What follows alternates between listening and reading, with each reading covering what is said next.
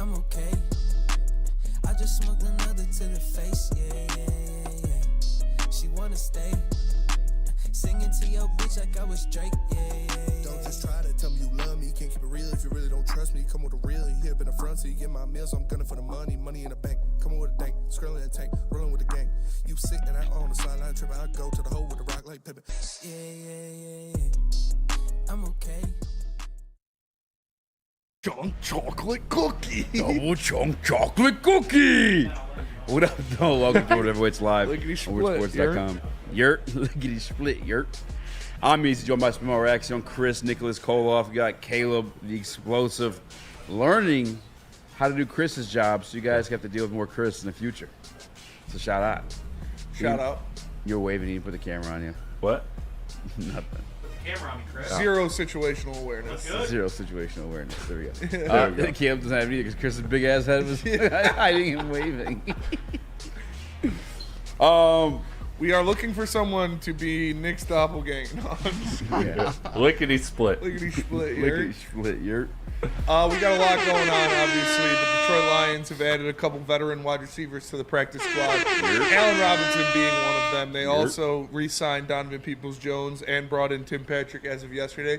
So there's going to be a little practice squad competition brewing to see who will get that spot on the roster, because they still only have four receivers on the 53-man roster. You got to think that's going to change pretty soon. Yeah, I think pretty much that's brought other receivers in to be Tim Patrick's pupils. So you teach them how to be great at the game. Not great, I can't really say all that. But Allen Robinson, Detroit native, shout out. Yes. Good to have him back. Orchard Lake St. Mary's. Yeah, DBJ, another Detroit native. Yeah, and Cass Tech. Tim Patrick. And listen, we kind of been. I don't know where he's from.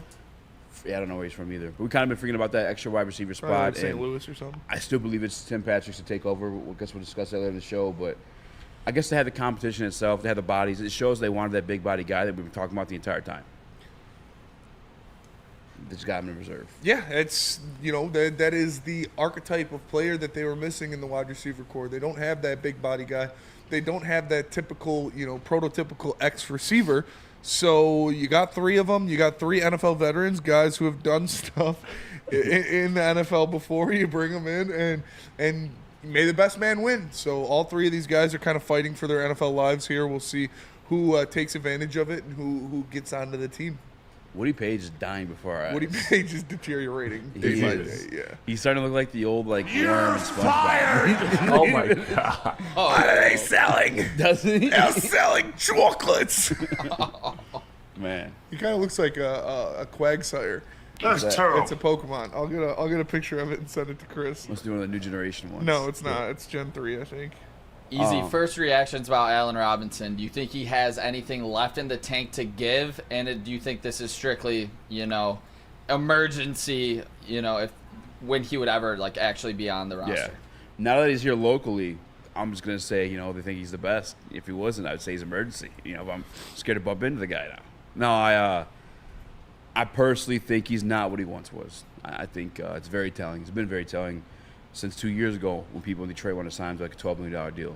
And obviously we didn't, and I think it was the Rams ended up doing it. Was it ended up signing him? Allen Robinson? Allen Robinson went to the Rams. He was on Pittsburgh last year. Yeah, they ended up not doing much. So Yeah. I think it is definitely just a case of I emergency. think he had 34 catches last year for Pittsburgh. He had similar production for the Rams when he was there. He had a couple touchdowns for the Rams. Allen Robinson is not what he was. He's not the guy that led the NFL in touchdown receptions one year, but he is. Like I said, he had 34 catches for 280 yards last year for Pittsburgh. For the Rams in 10 games, he had 33 catches for 339 yards and 3 touchdowns. Excuse me. So this guy who's played in the NFL the past couple of years, that's more you could say from Tim Patrick. He's been more productive than Donovan Peoples-Jones in the past 2 years. So we'll see. Maybe he's still got some left in the tank. Maybe playing in Detroit, playing for his hometown team, playing for a team that's going to be fighting for a Super Bowl will rejuvenate him. And I'm excited to see what those guys can do. Excited to see how they battle for that spot, because, like I said, all three of them are kind of fighting for their life in the NFL still. Chris, did you get that picture in Slack, by the way? I grab that whenever you I think Yep. I think he'd be valuable in red zone reps. Just he's always had that game, and in a situation like that, and I ask him to create too much separation, just go up and get the ball. I think he's still got that in him. I just don't know if he's got the wheels like he used to. Yeah, I really don't have high expectations for an Allen Robinson, but like you guys alluded to, this is what Woody Page looks like. That's what Woody Page looks like to me. What's that guy's name? Quagsire. Quagsire. Yeah, that's what Woody Page looks like to me right now. Yeah, he's kind of he's going. Maybe he'll look like a whooper in a couple years. He's kind of devolving. I have no expectations for Robinson. Oh my God. I have no expectations for him, but if somebody gets hurt, this is a guy that has the experience for sure, hometown guy. Can he be what DPJ was brought here to be? Yeah. Can DPJ be what he was brought here to be? He's back! He's back. He's back. I'm telling you, I Sure, don't. Quagsire. Quack. Is that what he does? Yeah, dude. Side. I have the least faith in Donovan Peoples-Jones. Spencer. I have the least faith in Donovan Peoples-Jones out of all those guys, just because Donovan Peoples-Jones was already in this scenario. He was already on this team, on this roster, having to fight to get that spot, having to fight to prove he deserves to be in the NFL. Yeah. And he lost. He did not win out. He did not prove to this coaching staff that he could be that guy. So I would say out of the three of them, Donovan Peoples-Jones has the least. I have the least faith in him. I would say I have the most faith in Allen Robinson. So actually, whoa. Yeah. I got way, way, way more faith in Tim Patrick. Like, by I far. think that Donovan Peoples-Jones has played in the NFL the past 2 seasons. He has over 30 receptions in the NFL in the past 2 seasons, and that's going to be something that gives him the leg up on Tim Patrick. No injury. Donovan Peoples-Jones or Who? No, Allen Robinson. He's been, he hasn't been a stud or anything said like Peoples-Jones, I that. was But like I said, confused. he's got 30-plus receptions in the past 2 seasons in the NFL, while Tim Patrick hasn't taken a snap. Yeah, because So- he's been hurt. He got hurt in training camp, but like when healthy, Tim Patrick was performing better than Allen Robinson, and Allen Robinson's kind of just been on that decline. Yeah, for Because I sure. think he's got it in the red zone reps, but I'm talking about if you're talking about just anywhere in the field, I think Tim Patrick is better than the two of them. What would you say was Tim Patrick's best year, 2021 or 2020? Tim Patrick's He had whatever year he had the 700-something whatever year he had yards. the 6 touchdowns. Yeah, in 2020, Allen Robinson had 102 catches for 1,200 yards and 6 touchdowns. He's not that guy. And who knows if Tim Patrick is that guy? He's had think he 2 is. season-ending injuries, so Tim that's Patrick not something was, I'm going to put Broncos my faith in. leading receiver this preseason. He was Bo Nick's first touchdown. Yeah. He was supposed to get $15 million. He wasn't cut because of skill. He wasn't cut because of anything other than his cap hit, and them having guys previously or having guys currently. That's not trippy as hell. That's not like it was right coming through the window. Yeah, that's trippy. Like Tim Patrick wasn't cut because he sucks or anything like that. $15 million he was owed. I thought it was 6. No, 15. Oh, Well, it was 9 base, 15 overall. Yeah. As a salary cap hit, he's still good. He's better than. No disrespect to Allen Robinson, Detroit native. No respect to DPJ, Detroit native.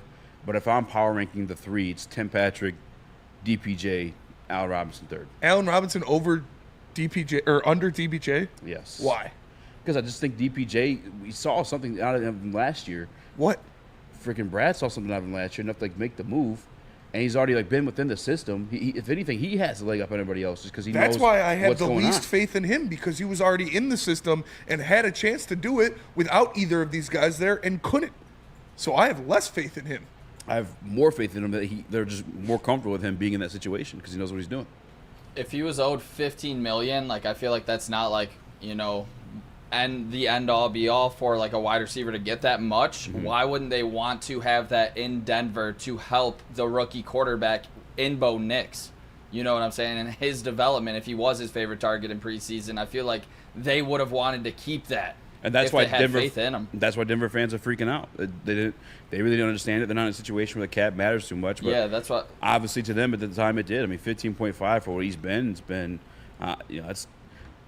I like Tim Patrick. Obviously, I think I've been kind of clear on that. I Yeah. don't think he's worth $15.5 million. I like Tim Patrick too. I like him when he's healthy and when he's playing. But coming off of 2 season-ending injuries is not great. That's not a great thing to hear. So hopefully he's healthy If he's healthy and he's ready to go, great. That's awesome. But that makes me a little nervous. Yeah, I mean, obviously if he gets hurt, but I think he definitely outperforms the other two guys by far, in my opinion. To the people commenting in the Woodward Sports chat that DPJ is not on the practice squad, there's only 15 people on the list that's been released. And Adam Schefter tweeted that they re-signed him. Adam Schefter, somebody else as well, he's going to be on the practice squad. He's the 16th member. There's 16 guys in the practice squad.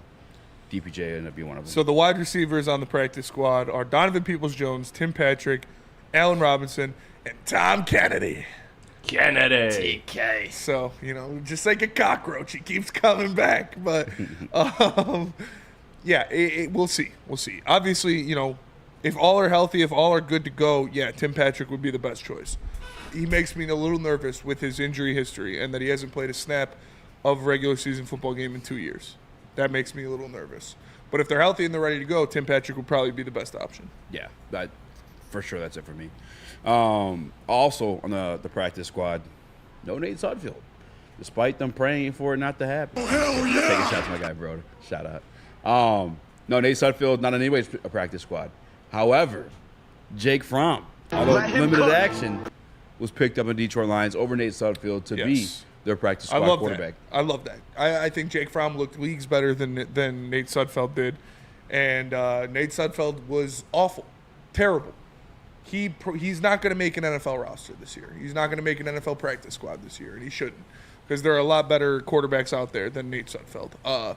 Maybe Nate Sudfeld will get picked up by a UFL team, but or the Canadian Football League or somewhere over there. Like, Jake Fromm looked miles better than Nate Sudfeld. He looked more confident. He looked more decisive. He looked like he had a stronger arm in the pocket. And I'm glad they got him back as their practice squad quarterback because he looked damn good in the limited amount of snaps that he had. Yeah, I mean, if Nate Sudfeld went to the UFL, he would tear it up.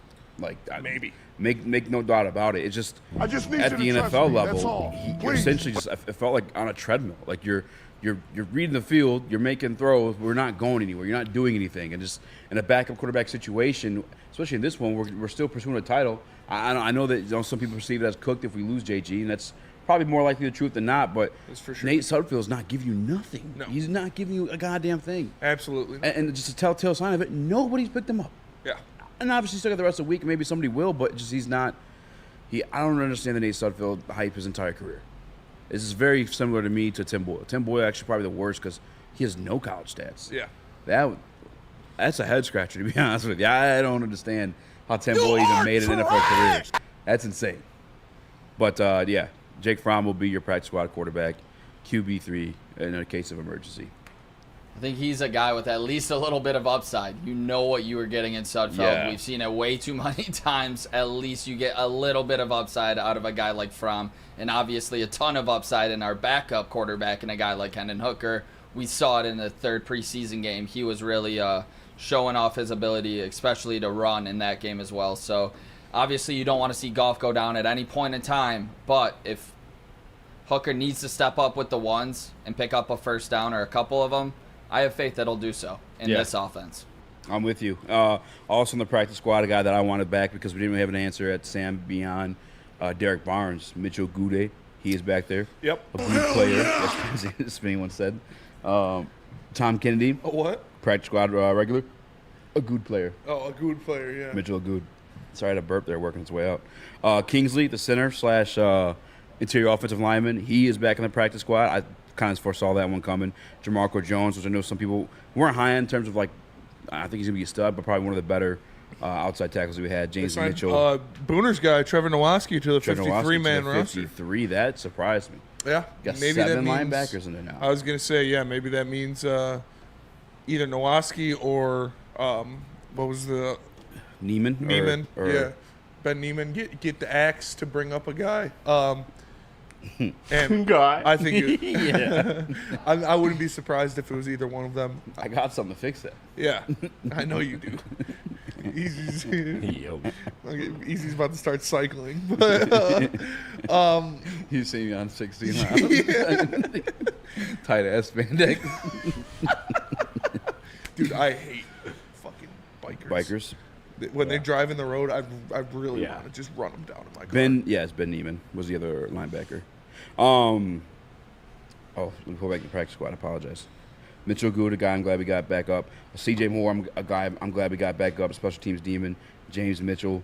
I think, like, obviously, all these guys have familiarity with the offense, especially the run game. On this, we talked about it yesterday a little bit with Mina. Well, we didn't talk with Mina Kimes and Amon-Ra St. Brown, but we played the clip of them talking about how complicated this run scheme is.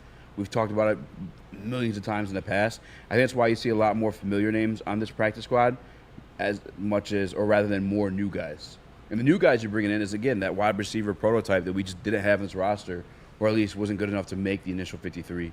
John Kaminsky still yet to be put on injury reserve. The expected move, I believe, is Pico. Kyle Pico will be moved down to 53 once they put John Kaminsky on the IR. And, we got to tell you about Mark White real quick. We get right back to the Detroit Lions talk. Because if you are Tim Patrick, Allen Robinson, DBJ probably has residency already, but you guys can call Mark White today at 248-290-8242 or visit markwhitesells.com to get $5,000 off the purchase of your new home. And the closing cost is 248-290-8242, markwhitesells.com.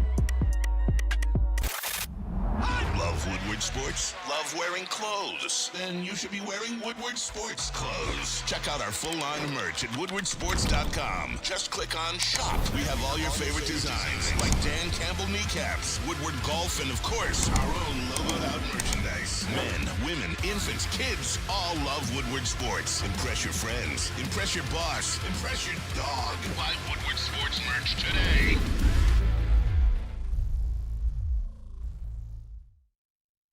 Planet Fitness, you can get everything you need for just $1 down. Try out Planet Fitness and dang, they got lots of equipment. Not me getting a Planet Fitness membership just for the 24-hour perk.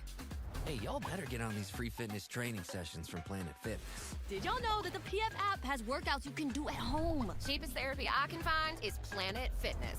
Join Planet Fitness today and get everything you need for just $1 down. $15 a month, cancel anytime. Deal ends Thursday, July 18th. The countdown to kickoff is here. Your Detroit Lions are ready for another season of grit. Woodward Sports is your #1 destination for all breaking news and Lions coverage. We are Detroit's #1 sports network. We are Woodward Sports. Attention sports fans, don't miss out on expert sports injury insights with Dr. Jeff Pierce of Michigan Sports and Spine. But join Dr. Pierce every Tuesday during Big D Energy and Thursdays during Ermanni and Edwards, where he offers top-notch injury advice. Trust the guy that DMAC trusts. Dr. Jeff Pierce is here to keep you in the game and performing at your best. For more information, visit MichiganSportsAndSpine.com or call 248-426-9944. What up, though? Welcome back to World Heavyweights Live on WoodSports.com. Eazy joined by Spimo Rax, Young Chris, Nicholas Kohloff. Let's go. And Nicholas Kohloff 2.0 in a mass chair, a.k.a. Chase Amley. Guys, if you guys need a Nick look-alike at your party, event, whatever, contact us. We'll get you in touch. Give us your best Nick impersonation. He says lickety-split. He says lickety-split. You know? Yeah, it's his thing. I know he with his arms sometimes. He really is emphatic. For everybody that's listening right now, I am trying to get out of a concert on Saturday and watch this Michigan football game, and that's why we need an impersonator for myself. I think we should send Caleb. I think so. Caleb's definitely the best. I think he might be too explosive, but I think it's worth a try. I'm your man, Nick. Yeah. Can you say lickety-split, Caleb, for us? Lickety-split. That's him. That's pretty good. That's it. Yeah. Football. Oh, that's the catchphase. Yeah. To be honest, if you guys have a Nick impersonation you'd like to go fill in for him this concert Saturday, please tag at WHWPOD on X, and we'll review these videos. Do a Nick. Yeah, Nick impersonation. Do a Nick impersonation. You send them to us on X. We'll put it on the show tomorrow. Let's go. Lickety split. Lickety split. Yeah, say lickety split in your best Nick voice. Give us your best microwave take, and we'll post them on the show tomorrow. We got to watch how we're saying about, because identity theft is a crime and Anakin is a cop. So that's true. I have heard things. Back to the Detroit Lions news. We kind of argued about it before, but Nick's doppelganger. What was your take? 'Cause I know you're pretty up to date on the Detroit Lions stuff. What wide receiver you think makes the cut first? out of the guys in the practice squad between Allen Robinson, DPJ, and Tim Patrick. When you say make the cut, you mean like to Just the called active up. roster? Yeah, who gets called I'd up? say probably Tim Patrick. Yeah. Yeah, he's probably the most suited to like still play if it wasn't for injury. Based off of what we've seen. DPJ obviously had a bad preseason, didn't get the best quarterback play, but I think there's a sour taste in his mouth, or like in fans' mouth, and they'd rather go with something new. Honestly, too, you think like getting cut and having the people talk shit about him, that's not gonna piss DPJ off? Yeah, motivate him a little bit. I hope so. I mean, we need something to motivate this guy at this point, because you thought he would be motivated enough to try to win this job out of camp, to try to make this roster when he had the chance, when he was already in the building. But he didn't. Like, that's what it was with DPJ that made me so upset, because the guy's got all the skill in the world. He's got all the athleticism in the world, but it just looked like he didn't want to be there. Yeah. It looked like he was just going through the motions, lackadaisical, and that shit doesn't fly with Dan Campbell. So if anything is going to kind of motivate him, hopefully it is getting cut and having his name dragged through the mud. But I'm not holding my breath on it. I think he'll be last out of these guys.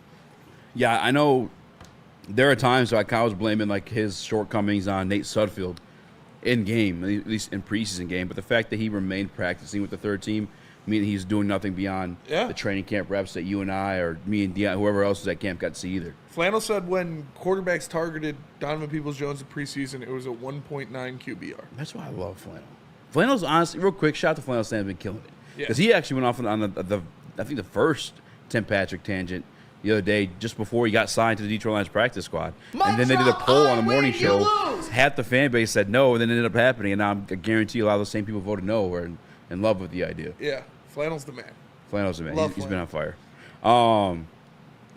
Never mind. Move on. I was going to say a bad thing. Yeah, pet the dog and kick the dog, but I'm just going to pet it in this instance. He also hates Deion Sanders as a father. Yeah. You guys. Says the season. Which one of you guys are turning that into a race thing? We all do it. Because he said it when he was talking shit about Deion Sanders one time. He's like, just put the hood on me now.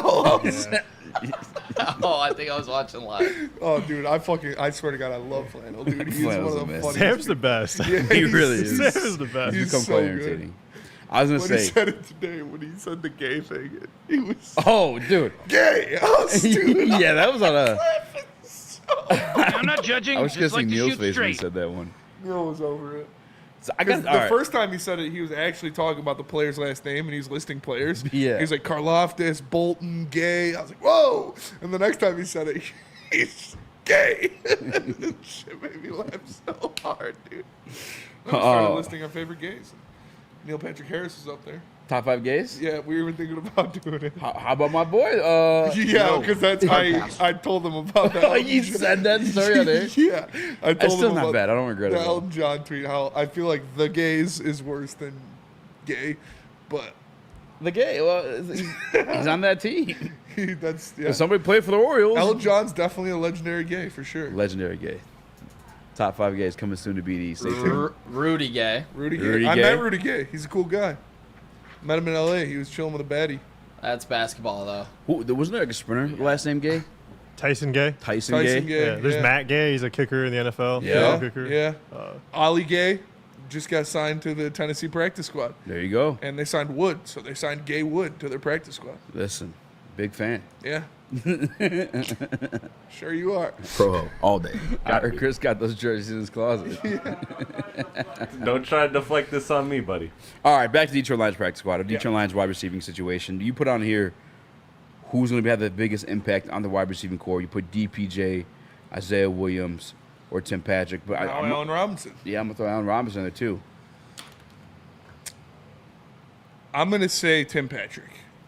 I think. Oh, welcome to the dark side. I think that he is. Gay Wood. Like, sounds like a kid who can't pronounce his R's calling you Gay Wood. No, Gay Wood. It's like a place you go into in like an RPG, like it's a new area. Welcome to the Gay Woods. But I'm gonna go with, that meme was like, this must not gay pussy. All right, Nick, save us. I'm gonna go with Tim Patrick. Football. I think, like you said, he Lickety split. He is lickety split. Lickety split, you heard? Tim Patrick is the best, and he's got the most juice in the tank if healthy. Like I said, that is the biggest concerning factor. Is the guy's got 2 seasons of season-ending injuries, and he hasn't stepped on an NFL field in a regular season game in 2 years. So that is very concerning. We're dealing with one already. We've got Emmanuel Mosley on the fragile list, and look what happened to him. So hopefully Tim Patrick is healthy. He's good to go. If he is healthy, he has the most left in the tank, I would say. But if not, I'm gonna go. I don't know. It's tough, man. I want to say Allen Robinson, but Isaiah Williams. That's come on, Smitty. That's the answer. Yeah. You can do it. I feel like Jack Nicklaus right now. Yes. Yeah, if Tim Patrick is not healthy, it'd be Isaiah Williams. Let's go. Because he's shown us he can do it before. I believe he will throw a touchdown pass this year for the Detroit Lions. I think they're going to use him. They like his versatility. He's going to get. I bet he gets some return time, and I could see him making an impact for this Lions team if Tim Patrick is not healthy. Marvin Gaye. Yeah. Yeah. Stevie Ray Gay. Stevie Ray Vaughan. I wish I had something different, but my guy is Isaiah Williams. I mean, I think that they got an absolute steal with this guy, and I think he's a big gadget guy, but he's shifty, and in space, Jared Goff will be able to find you in yards after the catch. We saw it in the preseason. Isaiah Williams will be able to step up in spots, and right now, Khalif Raymond is your wide receiver 3. Shout out. And if he ever, if he does get an opportunity to take over that spot in Isaiah Williams, I think he'll step right up and do so. Step right up. Step right up. Damn it. Lickety split. Lickety split. Nick 2.0. We say it all the time. Dude. Yeah, dude. You gotta get you a shirt. Woodward Sports merch. Ben Gay's a good one. Ben Gay like the cream. Yeah. Pause. All right, chill out. Come on. Reel it in. Yeah, it's Tim Patrick. Lickety split. Yeah. Lickety split, damn it. Tim Patrick, Isaiah Williams, and then DPJ. Although I feel like in certain situations, because what they're looking for as that X, DPJ may get more opportunity than Isaiah Williams, if that makes sense. Like, not because he's better by any means, but just because that role doesn't have a fulfilled spot yet, or fulfilled guy. But I'm still gonna go Isaiah Williams. I'll go Isaiah Williams number 2, Tim Patrick number 1, number 3, DPJ, and 4, Allen Robinson. And no hate towards Allen Robinson. I just think he's kind of. I just don't understand where putting. DPJ is more cooked than Allen Robinson in my mind. I think it's like the age factor. Like Allen Robinson's 31, DPJ's still 25. Like you don't want to give up on it. couldn't make this roster without any of these guys on it. Yeah. And that's what it is for me. Like, if you didn't make it before you had competition, what's he going to do now? Like, I have absolutely zero faith in Donovan Peoples-Jones catching a ball for the Lions this year. Because if they didn't want him when they had nobody, why are they going to want him now when they bring in other guys? Donovan Peoples-Jones? Yeah. Just because he maybe needs to wake up a little bit. I mean, at some point, obviously, not only did you re-sign him, but you traded for him, too. You gave up assets to acquire this guy. Gave up assets to acquire Trinity Benson. He's not with the team anymore. Yeah, that's like we have absolutely nothing. They're like, fuck, we need a wide receiver here. That's what we were right now. Well, no, it's a little bit different now. Now it's a little bit more of a luxury. Then we were like, we yeah. need fucking, we need warm bodies. But obviously, Trinity Benson didn't work out. I mean, we'll continue the conversation. I'll read some comments in the chat as well. But we do have to go to break. Tell us about the pregame show. Game day in Detroit. Woodward and Maton is back. It's game day in Detroit. Wake up 8 a.m. to 9 a.m. with Detroit media legend Terry Foster and rising star Matt Broder. And after that, for the Lions pregame show at Second Best in Detroit, it's Neil Rule, it's Sean Belegian, it's every home game at Second Best, 10 a.m. to noon on Woodward Sports to keep you updated for all the news you need. The pregame show at Second Best, 10 a.m. to noon. Check it out. Is that an octopus in your pants, or are you just happy to see me? See what I did there? Go Red Wings! From Octopi Experts, Woodward Sports. So just to get the heated steering wheel, I also had the spring for the bigger rims. Yeah, that's how they get you. Those upgrades will cost you an arm and a leg every time. Hey, new car crew, how'd it go this weekend? I got a great deal on mine. How? I went to Randy Wise, not those other guys. They got me in a great new ride, and they didn't break my budget. Hey, could you pass me the sugar? Oh, never mind. He made the wise choice. Yep. Make the wise choice at randywisechevy.com. We don't like to brag that we are the toughest sports network in Detroit, but we do have a guy named Darren McCarty on our side. Woodward Sports.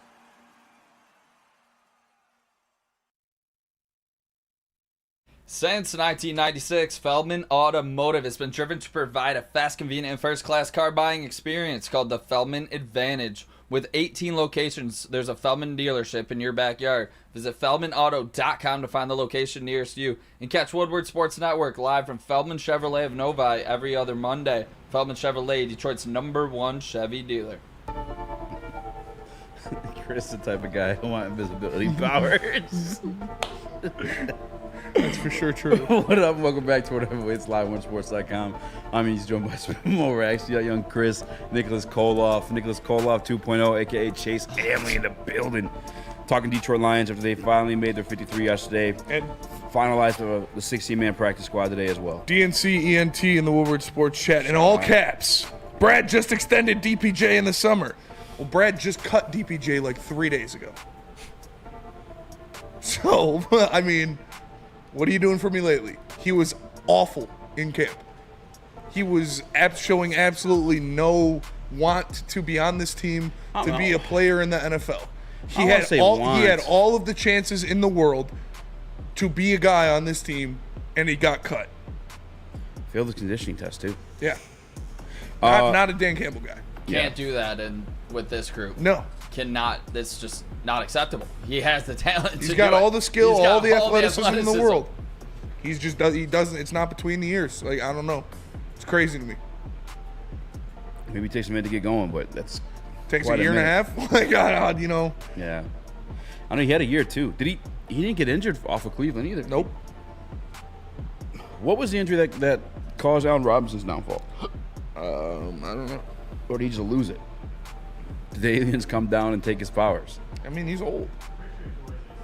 He tore his ACL once or twice. I know he tore his ACL. I think he tore his ACL. Yeah, okay. I don't know exactly when. If it happened more than once. Okay. I want to say he dealt with some feet issues. It might have been. I mean, he might have tore it earlier in his career when he was still with Jacksonville, I think. Let's give some confirmation of that. You know what? I think you're right. I'm trying to Yeah, look it up. he tore his ACL in 2017, but I mean, he came back and had a couple good years after that. Like in 2017, he tore his ACL, but 2018, 2019, and 2020, he still was balling. 2022 pedal foot fracture. In 2020, that's when he really fell off. Was after the 2020 season. That was a knee patella sprain. He went from 1,200 yards and 6 touchdowns to 400 yards and 1 touchdown, and he had a concussion and a knee patella sprain. Huh. Hey, mashed potato brain brother. I guess, yeah, I'm just looking for you know what, that foot's been bothering him for a minute because he had that, looks like the pedal foot fracture also in 2014, Nick. Yeah. Maybe it's his foot that's slowing him down. I mean, no separation, slow feet. Like I said, he still had multiple 1,000-yard receiving seasons after that. No, I know, but then he had another one in 2022. I'm wondering if it's caught up to him. But it happened before in 2021. Because he's only a year older than Tim Patrick. So I guess to call myself out or question myself a little bit here too, I'm so confident Tim Patrick returning to form, but they're only 1 year apart, and Tim Patrick has an Achilles injury on top of the ACL, which Achilles I think takes away a lot of explosiveness. Lost his boom. I mean, we'll see, but I wonder what the hell's going on with Noah Brown too. I don't think I saw Noah Brown sign anywhere. He lost his boom. I'm not going to, so quit asking. Gabby took a chunk of that Achilles like a chocolate chocolate cookie. Double chocolate Achilles. Yeah, yeah, that is. Sounds racist. That does sound a little racist. I don't know. I don't know about Noah Brown. Maybe he's dealing with something too, but maybe his double chunk chocolate Achilles is feeling better. We'll see. Stop saying it. What, chocolate Achilles? Yeah. What's it turn out? Caleb, you're laughing way too hard at that, bro. Relax. We're good here. Lickety split, yurt. Lickety split, yurt. All right. What's up with those 7 linebackers? You think that stays? That's like a That's wild to me. No, they're... Well, we did talk about with the new kickoff rule, with stuff like that, you might see more tight ends, more linebackers, more big safeties to fill those roles. Yeah, we did talk about that. Maybe... Maybe we did. You didn't say that. You're not crazy. Maybe they keep an extra one of the linebackers, but there's no way they're going to keep 7 linebackers and 4 receivers. Like, that's not going to happen. Right? It's going to be... Or maybe it's 6 linebackers. I could be miscounting. I assume they're going to get rid of Neiman. For Nowoski? For Nowoski. That sucked for him. He's like, yeah. Finally made it. And then, nope, we got our X back. Yeah. They like Nowoski. They had him last year. He's played in this system. But I thought Neiman looked good, like, playing linebacker, not just playing... Top 5 fluids. Not just playing, like, special teams. I thought Neiman looked good when he came in and played linebacker. Yeah. So, we'll see. I personally would rather have Neiman than Nowoski. But they're more comfortable with Nowoski. I'm not mad. It's splitting hairs at that point. Yeah. But one of those guys is definitely going to get sent down for a linebacker or for a wide receiver. Was it an injury that ended Noah Brown's season last year, or did he finish that season healthy? Let's see. I thought he finished the season healthy. He got hurt and then came back, right? Mr. Noah Brown. Chocolate cookie. I guess I'm just wondering because I didn't see anything about him signing anywhere. Noah Brown has no injuries ever. Yeah, he's just not like as good as people think. He's had like a couple like really like big games. I think he had a couple like multi-touchdown game with maybe Dallas or the year before, and then I think he had a good game with Houston last year. His most memorable highlight in college was when Ohio State went into Norman. I think he caught like 4 touchdown passes when they beat the Sooners. Baker Mayfield was still quarterback of the Sooners back then, but outside of that, Noah Brown's just like a very like flash in the pan kind of guy. Oh, he's currently hurt right now, I guess. Like Josh Reynolds? Yeah. Or the Houston Texans have released Noah Brown as part of the roster cut down from 90 to 53 players. Brown, who signed a 1-year deal after a standout 2023 season, was once expected to be a key player for the Texans. Despite a strong performance in the previous season, including back-to-back 150-yard games, injuries derailed his training camp and preseason. Yeah, James in the Woodward Sports chat said, can you guys do a top 5 fluids? Convince the Golden Voice to do it Big D or do it on heavyweights. I'll see if I can. I feel like Neil will be down for that. We did have talks about that, but I can't just steal his. We can't steal his bit. No, we can't. Yeah. And then Burns said, according to Broncos fans, TP wasn't a burner. He's just a big body guy who can go up and get 50-50 balls. Fit well with Ron Jimbo. Yeah, that's what Tim Patrick is. He's a red zone guy. You know, he's 6'4", 215, big body. You could throw a jump ball too. He catches a lot of touchdowns when he's healthy. So if he's healthy, he would fit perfectly for what the Detroit Lions need. So hopefully he's healthy. Hopefully, he's back from those 2 devastating injuries and we don't have to worry about that, because I would love his fit on this team. I had him on fantasy a couple times, so he gets a little extra love from me. So I would love to see Tim Patrick on this team. I think he fits exactly what they need. Yeah, the way I look at that situation too is like just the way we operate in the middle of the field. Kind of similar to the situation we were talking about with Jameson Williams yesterday. Is like we operate in that middle of the field, causing the extra safety, the linebackers, everyone kind of patrol around there. But if you get a guy like a Tim Patrick and or Jameson Williams on the side, along with Amon-Ra and Laporte doing the work in the middle, that leaves those guys one-on-one matchups, and that's all I got to do is burn that guy or beat that guy or make a play. That's the value in Tim Patrick if he can return to form. I don't want to speak on it because now I'm looking at the similarity in age between he and Allen Robinson. He might be kind of cooked. He very well could be. Like, it's not very easy to come back to NFL caliber player after 1 season-ending injury, let alone 2 in a row. So hopefully, like I said, we're not going to ask the guy to play 50 snaps a game or to be this 70 reception guy. You're just going to use him in certain situations. So hopefully he could be good for that, because that's all we'll need him for. Nick? And we just saw this with Emmanuel Mosley. Like, we saw him come back and he immediately got hurt again.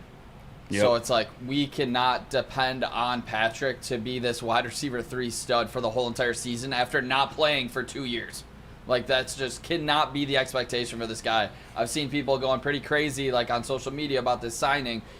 If he is the same guy as 2020, yeah, that's great, but you cannot depend on him being that guy going into 2024. Like, that's just not good business on anyone's part, and I think Brad knows that. That's why he's continuing to bring in all of these guys. Allen Robinson, DPJ comes back. I wouldn't be surprised if he brings in somebody else too. Yeah, and if these guys are working out, they'll probably shift around that practice squad a little bit too, because it truly feels like they're just in a battle between the three of them to see who can move up into the roster. Obviously, we've picked our favorite in that situation. Yeah. More Detroit Lions stuff, and I guess maybe we could go to break and come back to this one if you would like. It's gonna be a rough one for me, though. I know. It has to do with the Athletic article that came out recently. Let's go to break a little bit early. Come back, talk about the Jared Goff stuff with the Athletic. But first, I'm going to tell you guys about Swiss Insurance. Are you dealing with any ACLs, chocolates, double chocolate, Achilles tears, and whatnot? Call my guy Mark at Swiss Insurance. It's 313-530-1698. Or email him, mark@swissins.com. That's 313-530-1698. Or mark@swissins.com. Can't get enough Lions coverage? Make sure you catch all Woodward sports shows every game day. Wake up with Woodward and Maine, giving you the latest insight into the Lions locker room and press conferences. Then join the Lions pregame show, highlighting key matchups, injuries, and what to watch for during the game. Follow all the ups and downs of the live game action with our Woodward Watch Party live on YouTube and woodwardsports.com. After the game, check out the instant fan and host reactions with the Lions postgame show. Every game, it's wall-to-wall, kneecap-biting, high-fiving, chest-pumping Lions coverage. Hell yeah! Only at Detroit's #1 sports network, Woodward Sports. Woodward Sports, let's go. Walk into any Lady Jane's Haircuts for Men for an award-winning haircut experience from one of our talented stylists. Enjoy a precision haircut, hot lather neck shave, scalp and neck massage, and a hot towel treatment to top it off. Enter for your chance to win the $50,000 Perfect Bracket Challenge.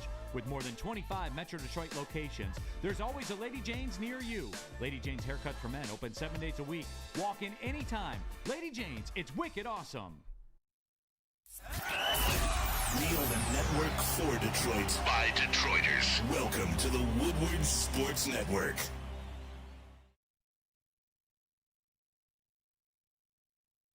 You have an opinion? Make sure it's seen and heard. Corner, jumper, tweet us, hop on the YouTube chat, slide in the DMS at Woodward Sports on all social media.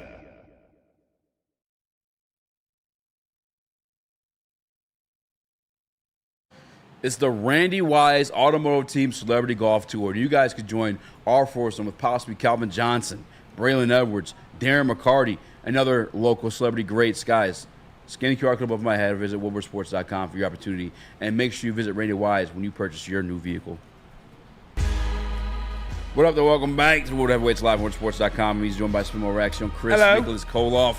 Smash that like button, be a friend, tell a friend, share the stream. Chris is going against my will, so I can't jump right into this topic yet. We got to bullshit a little bit because Chris is a piece of shit.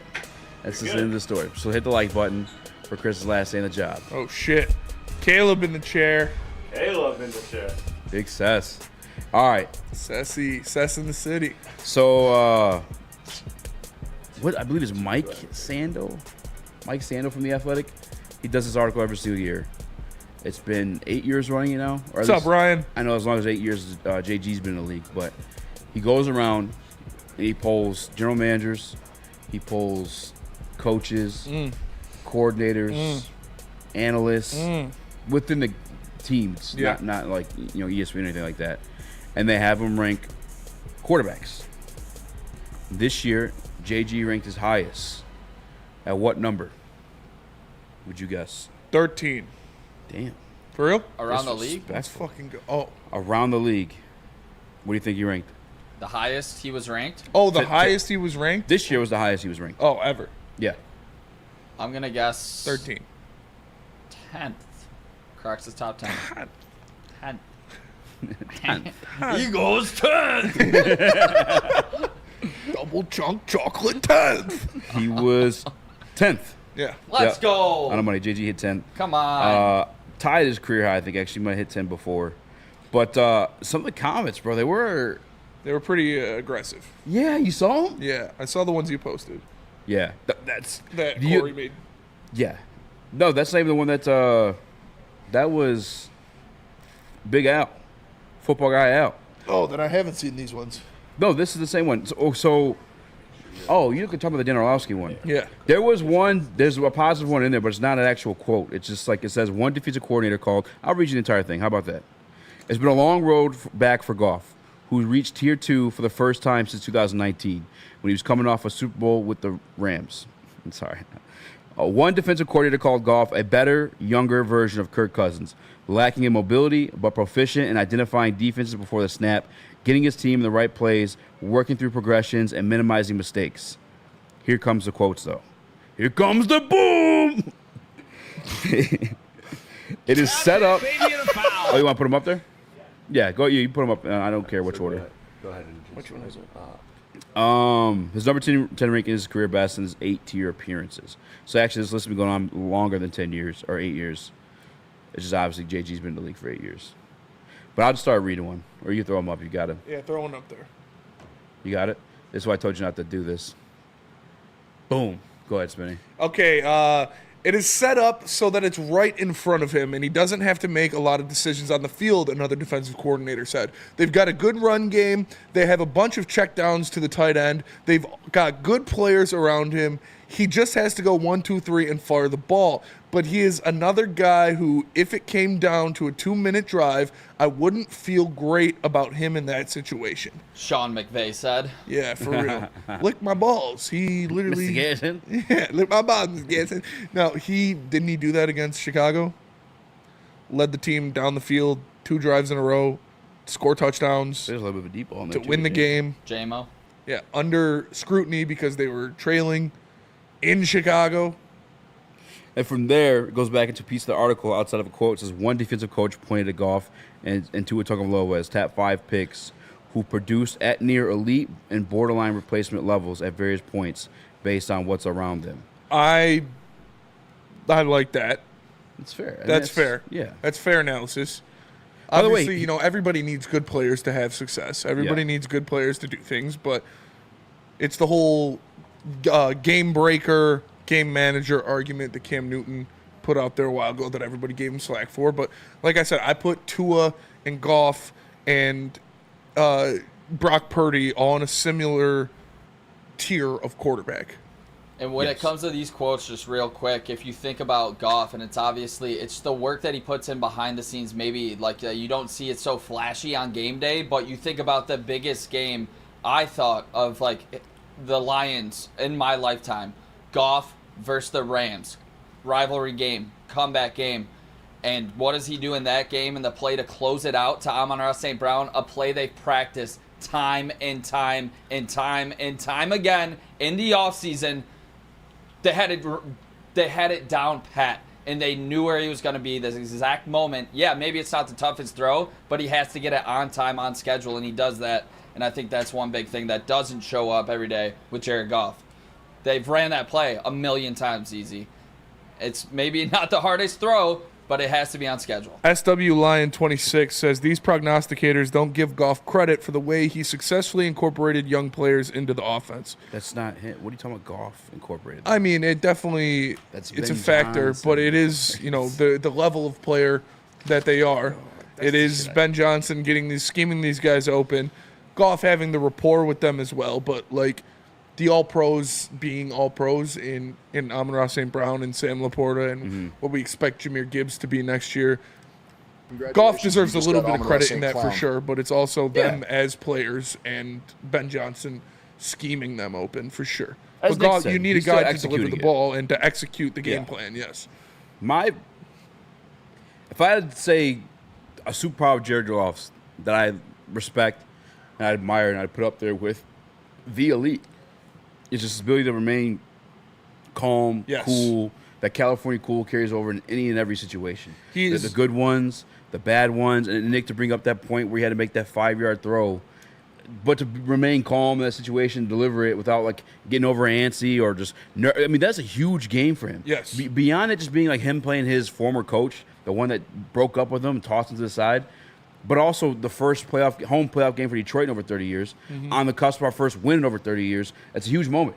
But because he just remains that calm demeanor at all times, it helps him execute it. He is elite at that. He is elite at keeping his composure and being the same no matter the situation. I feel like his press conferences, his post-game words, they were the same after that first season in Detroit when they were awful that they were last year. He had a little bit extra spice last year because he could talk some shit, but he is, like you said, California cool.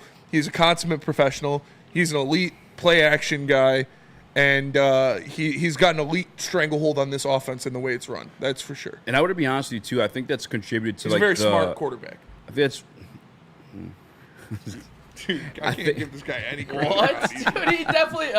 He's a very smart quarterback. He's got this offense. He knows this offense like the back of his hand. For sure. This is the first time in his career he's had the same play caller and quarterback coach in 3 consecutive seasons. Finally allowed to call his own protections. Yes. A lot of that stuff. I think he's developing into that.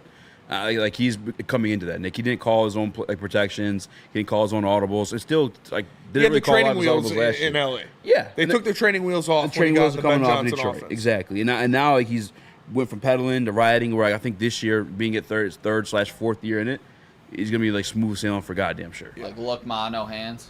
Look mono hands, baby. Yes, I think approaching those levels for goddamn sure. That's one of the beautiful things about having Ben Johnson this long. The other thing too is just with that demeanor. I think for what this franchise has been through with him as a quarterback, it's kind of been in some sense needed, because think about it, young guys in that huddle looking up to him in those like do or die situations, and it could have been a guy who easily, with everything against him, threw in the towel or just freaked out in the situation. But again, because that California calmness, the coolness that he has, I think it took on to like a Amon-Ra St. Brown, to a Jameer Gibbs, a Sam Laporta, and now we're tasked these young kids with these big moments and big time games, and they don't blink. But I think it's because that guy's been the one delivering the message calmly all the way through with poise and professionalism. And we've talked about these kids in this lineup, but these are guys that we always talk about. They play in big games. They played in big games in their career in college and now in the NFL. Like, Sam Laporta, he's played in Big Ten championship games. 0 points. Our guy Jameer Gibbs has played in college football playoff games. Yeah, sir. Jamison Williams has played in college football playoff games. So this is a very nerves of steel this group has. They've been in the moment before. They've been in those situations before. Jared Goff has been in those situations. He's been in the NFC championship games. He's been to the Super Bowl. So these guys aren't rattled, and that definitely is something that you see when they come down to last-minute type situations, 4th down, in your own zone type situations. They rarely blink when it comes to those situations. And you can call him assistant quarterback, and you'd probably be correct in saying that, but we've been saying this all week, and I feel like a year now, we have the fucking system quite clearly. We were in the NFC Conference Championship game. We are expected to make a Super Bowl. You guys think I hate JG? I don't hate JG. I'm going to read these comments from GMs around the league and stuff like that. Very similar to the stuff I've been telling you. But he's in that system where he could thrive and succeed. We finally built around the team around him that takes to deliver the trophy. And I think this year feels like the best year. Nick, I know you wanted to say something, though. Yeah, Spencer said that these guys have been in a lot of big games because they have throughout their, collegiate and now NFL career. But I think the biggest game of them all, obviously last year, they did crumble up 17. And I think having Jared Goff as your leader, he wasn't the one crumbling. You think about those balls to Josh Reynolds. You think about the balls to Josh Reynolds, he dropped them. One of them was a bad ball. But it hit his hands. He should have caught the ball. You think about Jameer Gibbs fumbling. Yeah, I don't think that was a bad handoff. I think that was on Gibbs. And you think about going into this year, having that under your belt now, I don't think Dan Campbell, Jared Goff, and this offense is going to let that happen. I mean, this defense obviously needs to take a step up, but I don't think you're going to see the same mistakes out of this offense led by Jared Goff for a second time, especially with these young guys already having experienced that, and they know now what it feels like and felt like in that locker room after that loss. I would say with pretty good confidence that the win percentage of a team letting up 27 unanswered points in a game is under 5%. About 17. You can't do that. But yeah, the team crumbled. The team crumbled for sure, and it wasn't Goff. We said that was one of our first takeaways when we came. That wasn't on Jared Goff. He delivered at his part. He did. He did what he needed to do. He put the team in situations where the playmakers need to make plays to have success. So, they couldn't do it. And I saw this on Twitter, and I forget who it was, and I was going to respond, but it was literally like from the NFC Conference Championship game. But talking about like certain throws and certain things he could have did, but like that's not what he does. It's not fair to ask him to do those things. So when he does what's expected of him, you can't blame him. I'm not gonna sit here and ask Goff to fucking scoot up the middle for 12 yards and slide and you gather a first down or something like that. That's not what he does. You saw the fumble against the Green Bay on Thanksgiving. Like, I don't want him doing those things unless it's right the fuck there. Yeah. Throwing on the run, stuff like that's not. I don't expect those things. So No. I don't think it's fair to criticize him if he falls short of those. And Chase, we don't ever have you on this show. What is your take on I guess this ranking and I guess just JG as a whole? I mean, I don't really have too much to say about like how the GMs rank Jared Goff, but I mean, like I love Jared Goff. I loved him more than Stafford as a quarterback for the Lions the moment we traded for him. I mean, you look at the trade on paper, we got a quarterback who has won multiple playoff games, including on the road, went to a Super Bowl, #1 draft pick. We got multiple first-round future draft picks for him, and then we traded away like an older quarterback who also was a first-round draft pick. I mean, and then when like, that's on paper, like we won the deal on paper. Obviously, the Rams went out and won a Super Bowl the next season, but like when these two quarterbacks and these two teams played each other, when it mattered, when they both had a chance to win it all, I mean, we saw Jared Goff and the Lions deliver, and I mean, I don't think there's like anything that we should ever have to doubt with Jared Goff. I mean, you can say that coaching has a lot to do with it, but I mean, name like one good player on a good team who had a bad coach that won a championship. Like it's just part of the recipe. Yeah. Yeah, and like real quick too, like just that's where we wanted this defense to finally like, step in. Last year, when Spinney asked me, "Do I think this team's a contender?" And I said, "No, I would like to have defensive line at least," and then I'd be comfortable saying that. We got that. We got it. And that's We gonna help. fucking got it. We got it, man. And like let's force some turnovers. Let's like in those big time situations. Like all due respect to my guy Kendall Vildor, and obviously that was a crucial mistake he made. But like it would have now we been pass guys- interference either way. Yeah, it would have been pass interference either way. But now we have a guy who may turn that into a turnover. By the way, shout out to my guy Kendall Vildor for making the team. Fuck all the haters. Hope you continue to do great things. Yeah. He wasn't the guy getting killed. It was Cam Sutton. He looked damn good in training camp. You know, we said that he was going to make the team pretty early on in camp because he looked good. And we saw in the season, like, he was a damn good tackler. He just, unfortunately, those are the kind of plays that people remember you for. Like, Nick forgot Josh Reynolds ever did anything good for the Lions because of 2 drops. Kendall Vildor gets slammed for that because it was on the biggest stage, on prime time, in the biggest game in Detroit Lions history. I mean, that's just bad luck. I mean, that was an overthrow by Purdy. Like, Yeah. it's just like people forget that. Like, it wasn't like a good ball. It's just it just It's a sucks. bad situation. Yeah. Lights were too bright for both of them. Can you put up another one of the quotes or? We got to go to break. You want to go to break? I want to go a little bit over and get it over with. Unless you want to come back to it. All right. Yeah. No, do it. Whatever. It's your show. Let's see the quote. No, I'm just kidding. Which because I saw somebody asked for it in there. Like, did you see the stuff about the defensive coordinator? This is the article where the defensive coordinator was who Yeah, let's see it. Let's see had it. those things to Seth. say. We read the first one. You put up either one. It don't matter. All right. This says it's we already This- got. that's yeah, the this one is we had first before. One we already did. Don't worry, guys. This is actually Chris's fault. Goff is somewhere between tier 2 and tier 3 for me, an assistant GM said. He has been really good, but I think he has a great system and good personnel. I'm not sure he carries the team. He is a traditional pocket guy that needs protection, but makes all the throws. He lacks mobility, and I'm not sure he can carry the team exclusively. Again, I'm not mad at that. I'm not mad at that at all. I don't think anybody expects, except Stick and Broder, I don't think anybody expects Goff to carry this team individually. I don't think anybody needs Jared Goff to carry this team individually because of the infrastructure around him, because he's got the best offensive line in the NFL, because he's got a top 5 wide receiver in the NFL, the best running back duo in the NFL, a top 3 tight end, a top 1 offensive coordinator. He doesn't need to be superhero. He doesn't need to be Super Cam with the Panthers. He doesn't need to be Lamar Jackson with the Ravens. He can be Jared Goff. And he can get the ball into the hands of his playmakers at a good pace, at an elite level, and let them do the work for him. And that's fine with me. As long as you win, I don't care how it looks. Nick's doppelganger? Yeah, I mean, this was from an assistant GM. I mean, they're talking about someone who's not even a tier 1 person at their position. Like, you're not even one of the 32 best. And you're talking about one of like the best 32 starting quarterbacks. Why don't you shed that assistant title before you start criticizing some of the big dogs? Hey, yo! Let's go, Chase. Then we got the third and final one. And the third and final quote from these GMs, the Goff slander fest It says... I can just read it if you want, if it's easier. It says he got an offense he can run, and he's getting rid of the ball. A head coach said. So one of the 32 best coaches in the world. I don't think he ever wins the big one, but he has played well enough last year to go from a 3 to a 2, whatever that means. He had to have the weapons around him. He can't do it by himself. There's not a lot of guys in the NFL that can do it by themselves.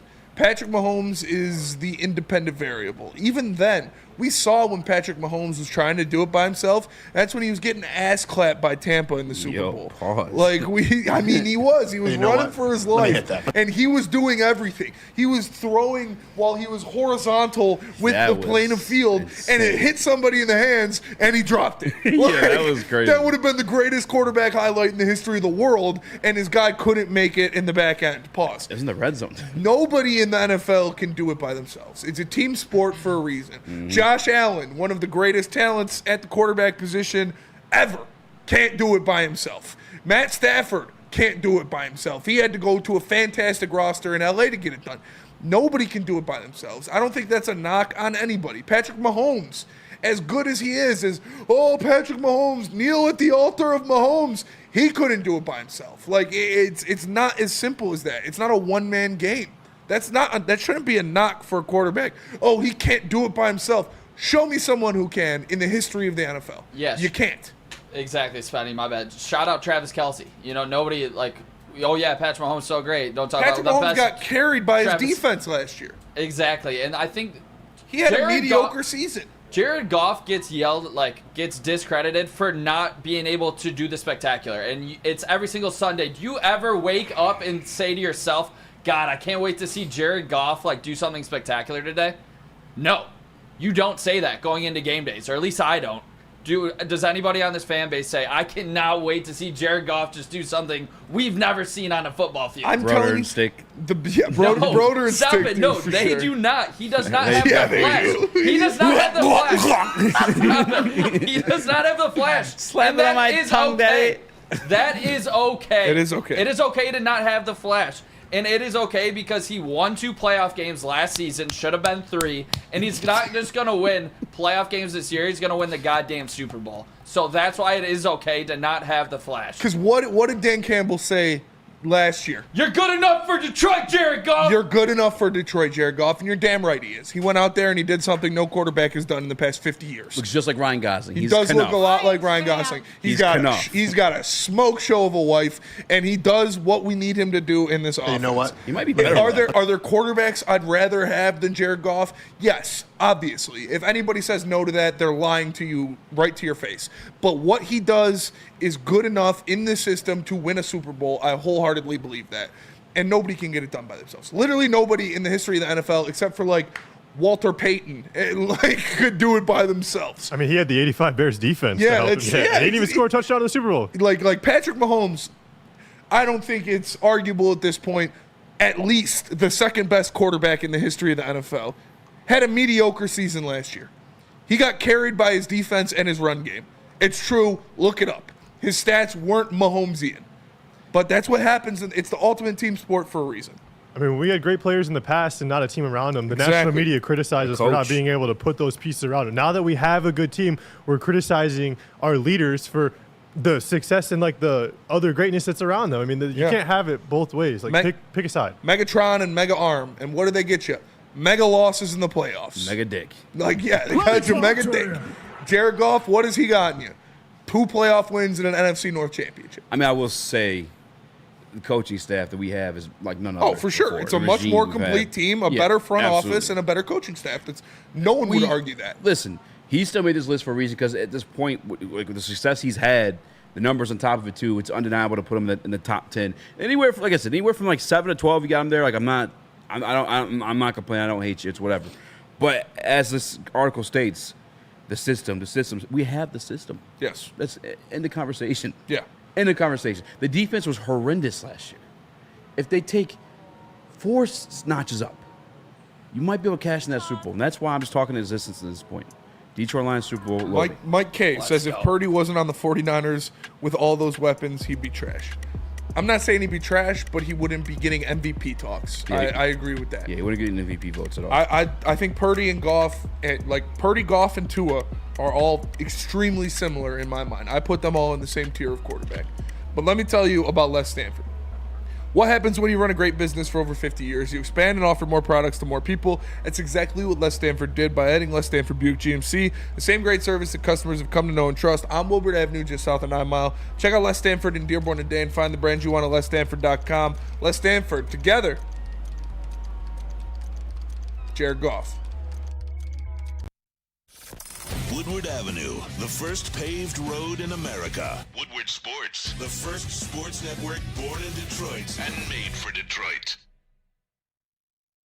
Braylon Edwards here, Premier Pet Supply. Man, just looking around, who's got it better than pets?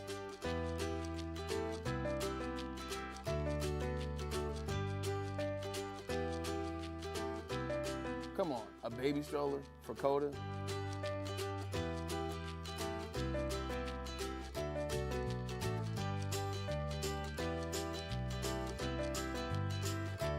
A chef for Lola, really?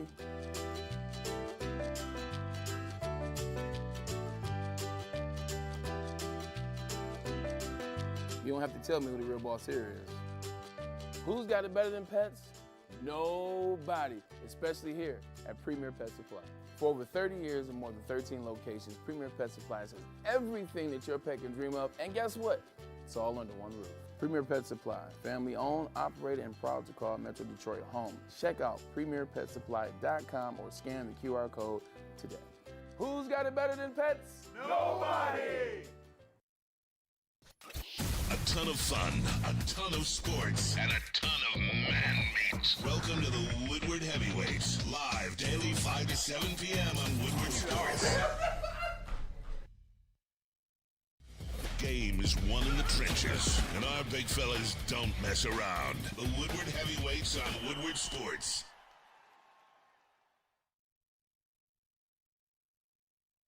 Soroki's Crispy Chicken and Pizza is taking over Michigan. Locations are popping up all over Metro Detroit, known for their delicious chicken, biscuits, and pizza. If you want to find one near you, go to Sorokis.com. Soroki's, now that's crispy.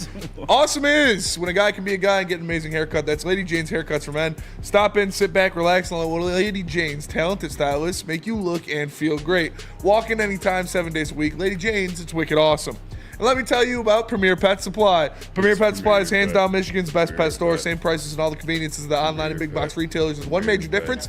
They're family and locally owned and operated for over 30 years with 60 brands of food and nutrition experts to help you. Same day, local curbside home delivery. Premier Pet Supply. Give your pet the best. www.premierpetsupply.com. Yordan Alvarez hit a home run. Let's go. Yordan Alvarez. He's on my parlay. He is on your parlay. We got a couple places we can take this one. Because I know the boys are excited to talk about baseball today. We got Spinny's ESPN 100s on the top 100. I meant to say Lions on the top 100. Lions on the top 10. 100. 100? Yeah. Don't want hundreds. Multiple things we get to, Spinny. I'm going to let you decide because I know you're excited to get to baseball. I am. I know you put in the Lions top 100 topic as well. Let's keep doing Lions. That's what the people want. I know you're all. Actually, no. This is a long segment. We're doing Around the Diamond. It's time to kill time. Chase, I'm going to have to call an audible. I'm sorry. We got to get Caleb in there. This is where he makes his money. Aww. Great job, though, Chase. Great job. Let's go, Chase. Shout out to Nick's doppelganger. Great job, Chase. Came in, put up zeros. But came in, put up zeros. Kept it alive. We got a new title for this. It is Around the Fucking Diamond, bitch. Yeah. So, because the Tigers are back. I don't know if you guys have been watching, but the Detroit Tigers are back, baby. What are we talking about? We're talking World Series. We're talking a pennant. The Tigers are back. No, but realistically, this team is fun to watch, and it started with this youth movement, bringing back Parker Meadows, Torkelson coming up, hitting the fucking cover off the ball, Kerry Bonds coming back, Riley Green coming back, Jace Young looking like he should have been here all year. This is amazing. It's very fun to watch. But the first question, the guy that's been through it all, how much credit does AJ Hinch deserve for the Tigers being over 500 in August for the first time since 2016? 2016. I was still a Macomb Monarch. Tell us. Go Monarchs. Shout out out. Monarchs. I'm going 50-50 split here. And he's splitting it with our pitching coach, Chris effing Fetter. He's doing this with AAA players. We have a top 10 ERA in the MLB. Second in the MLB in fielding independent pitching. The FIP, is it? Yep. Shout out the FIP. Yeah, no, this is a ton of credit. He's doing this with a lineup of AAA guys. And then if you think about the pitching staff that he's putting together, it's all AAA guys. These guys should be in Toledo right now, but they're in the big leagues and they're on a 5-game winning streak, going for 6, going for 2 games over 500. A ton of credit. This team is so much fun to watch right now. I can't wait to dive into these, every reason why that this team is so fun to watch. Caleb! Yeah, it goes without saying that Chris Fetter has done just a hell of a job. But when it comes to A.J. Hinch, look, I've talked a lot of shit about A.J. Hinch and Scott Harris and kind of that whole organization. But A.J. Hinch has done a great job. I think he made a comment in an interview the other day that he's pinch hit for every single guy in the lineup. That includes Riley Green. That includes guys like Kerry Carpenter. We like to make fun of, him thinking he's the smartest guy in the room and stuff, but it's looking like it's working. When Zach McKinstry gets put in the game against a righty, everybody's like, what the hell's going on? Then he gets a 2 RBI single. Like, stuff like that is winning us a lot of games, and A.J. Hinch has been put in a position, a tough one, with an injury-riddled rotation, and he just finds the right guys to put in at the right times, and obviously that's with a lot of help of Chris Fetter, but hats off to A.J. Hinch for this month. The Tigers are exciting again, and he's a big reason because of it. Yeah, this is the lineup that A.J. Hinch wanted. These are the guys that he wanted to start this season with to get going. Is the Jace Youngs, the Parker Meadowses, the Spencer Torkelsons, he wanted that youth movement early, and you see why. Obviously, it didn't start well at all for Parker Meadows or for Colt Keith or for Spencer Torkelson. But you look at them now. Chris, do you have the graphic of their batting averages and stuff since they came back? Because they've been absolutely nuts. And this shout out deep to center Griff on Twitter. He said Colt Keith's OPS after April 387. Now it's 715. Parker Meadows' OPS prior to being sent down, 533. Now it's 724. Spencer Torkelson's was 596. Now it's 662. He's got these young guys humming. He sent them down. They got their mind right. You bring them back up. You throw them in the fire. And they are what's winning you ball games. This young lineup of guys you expect to be a part of your core for the next 5 years, at least, are the guys driving in the runs, making the plays, getting these 9th inning, 8th inning hits to tie the game or to give them the lead. It's so much fun to watch. I love watching this team right now, but I agree with Nick. Chris Fetter is the most important coach in the MLB. He is the most important bench coach in the MLB. He should be the highest paid non-manager in the MLB, period. You need to keep this guy as much as possible. It's just amazing what he's been doing with this. He's got 2 starters he's working with right now. It's crazy, and then that kind of goes to my next point really fast. You just put up that tweet about Parker Meadows and all those guys. I tweeted something last night. I forgot to put it in the Slack, but I think Parker Meadows and Cater Montero are the 2 most important players for the Tigers down the stretch. Just because if Parker Meadows can hit for extra base power out of the leadoff spot, then steal bases, and then be the best center fielder in baseball, that adds so much to your lineup. Mm-hmm. And Cater Montero, for him, it's like he's the only other starter other than Scooble. so if he, and it's kind of Cater Montero / Ty Madden for the rest of the year, because if these guys can give you 6 innings, that gives A.J. Hinch so much flexibility for the bullpen games for the rest of the week, because you don't have to use 5 guys out of the pen if you're getting a good start from Montero and Madden. So, but yeah, Parker Meadows, he's been unbelievable. And what about Tyler Holton, dude? This right, guy, Tyler Holton, is having like the best reliever season in the history of the MLB. I saw a stat that it was. I'll give him credit because I don't want him to come after me. I believe Spiro posted it. Oh, it was like 34 innings pitched. We posted it too on Woodward. He's got like a .2 ERA and like a negative whip. Like, the guy is just absolutely lining them up and sitting them down. And it's amazing. He's not your prototypical reliever either. He throws 92, but he just knows where where's it going. It's a cutter, It's the cutter. Oh, dude, he is filthy. And to kind of bring this to a Jared Goff type thing, he's not getting a bunch of strikeouts when he's doing it. It's not flashy at all. Yeah. You know, he just gets out. No, get him for shouting It's that a lot of soft. weirdo. It's a lot of soft ground outs, honestly. And Tyler Holton, maybe the MVP of the MVP of the bullpen right of now. the second 'Cause half. he saves games and he starts them. He's been the MVP of the second half, I would say. It's insane. And another guy that's sorry, Nick, I don't mean to interrupt, but No, another you're guy good. that's really stepped up. Besides last night, he couldn't find the zone a lot last night. Is Shelby Miller. Yeah. His past Shelby 5 stepped starts up. before yesterday, he didn't Friend let of up a Woodward run. Sports. Yeah, he didn't let up a run, and that's another piece that we really need to rely on down the stretch, especially because we're going to be using the bullpen a lot. Foley, Hannafy, who was great yesterday. Yeah.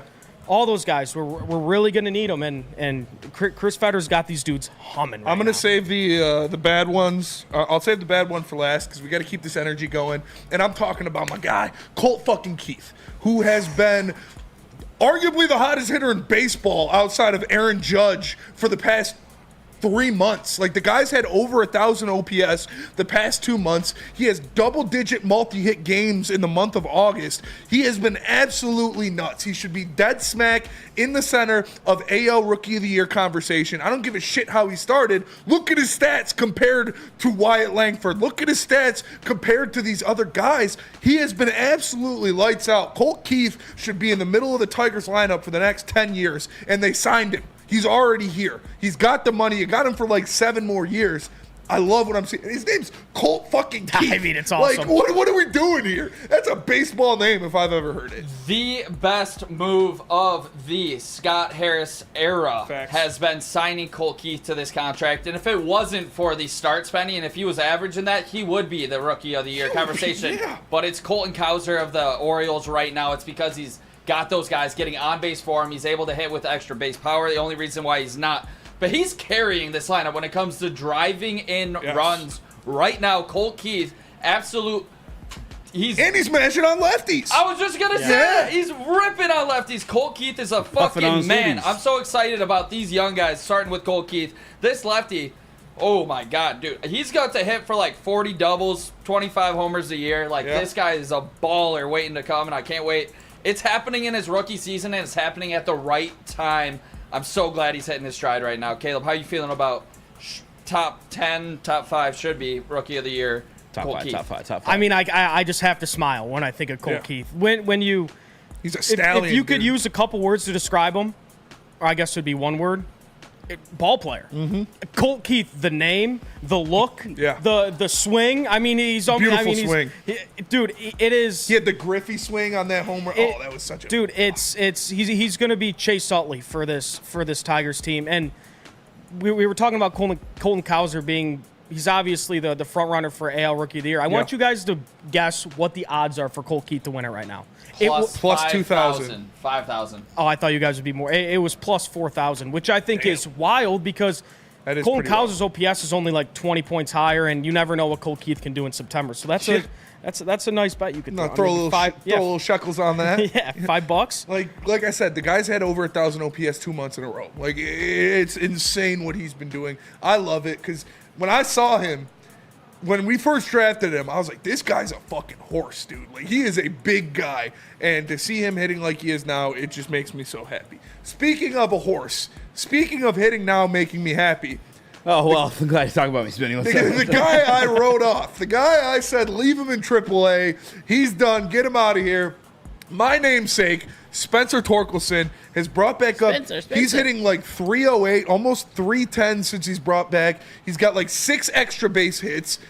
Cowboys. Is Torque back? He hit a fucking nuke. Nuke to dead center. That ball last was night. fucking pissed on. Yeah. Another one last night? Yeah. No, he hit one 2 nights ago. It was on his fucking, birthday. On his birthday. This ball was 440 dead mashed. center. And a double. And a double. That double was his best swing of the entire year. Yeah. He went opposite way with it. Nick, you go first. Is Torque back? Because I don't know. I have to think. It's scary. Torque is back!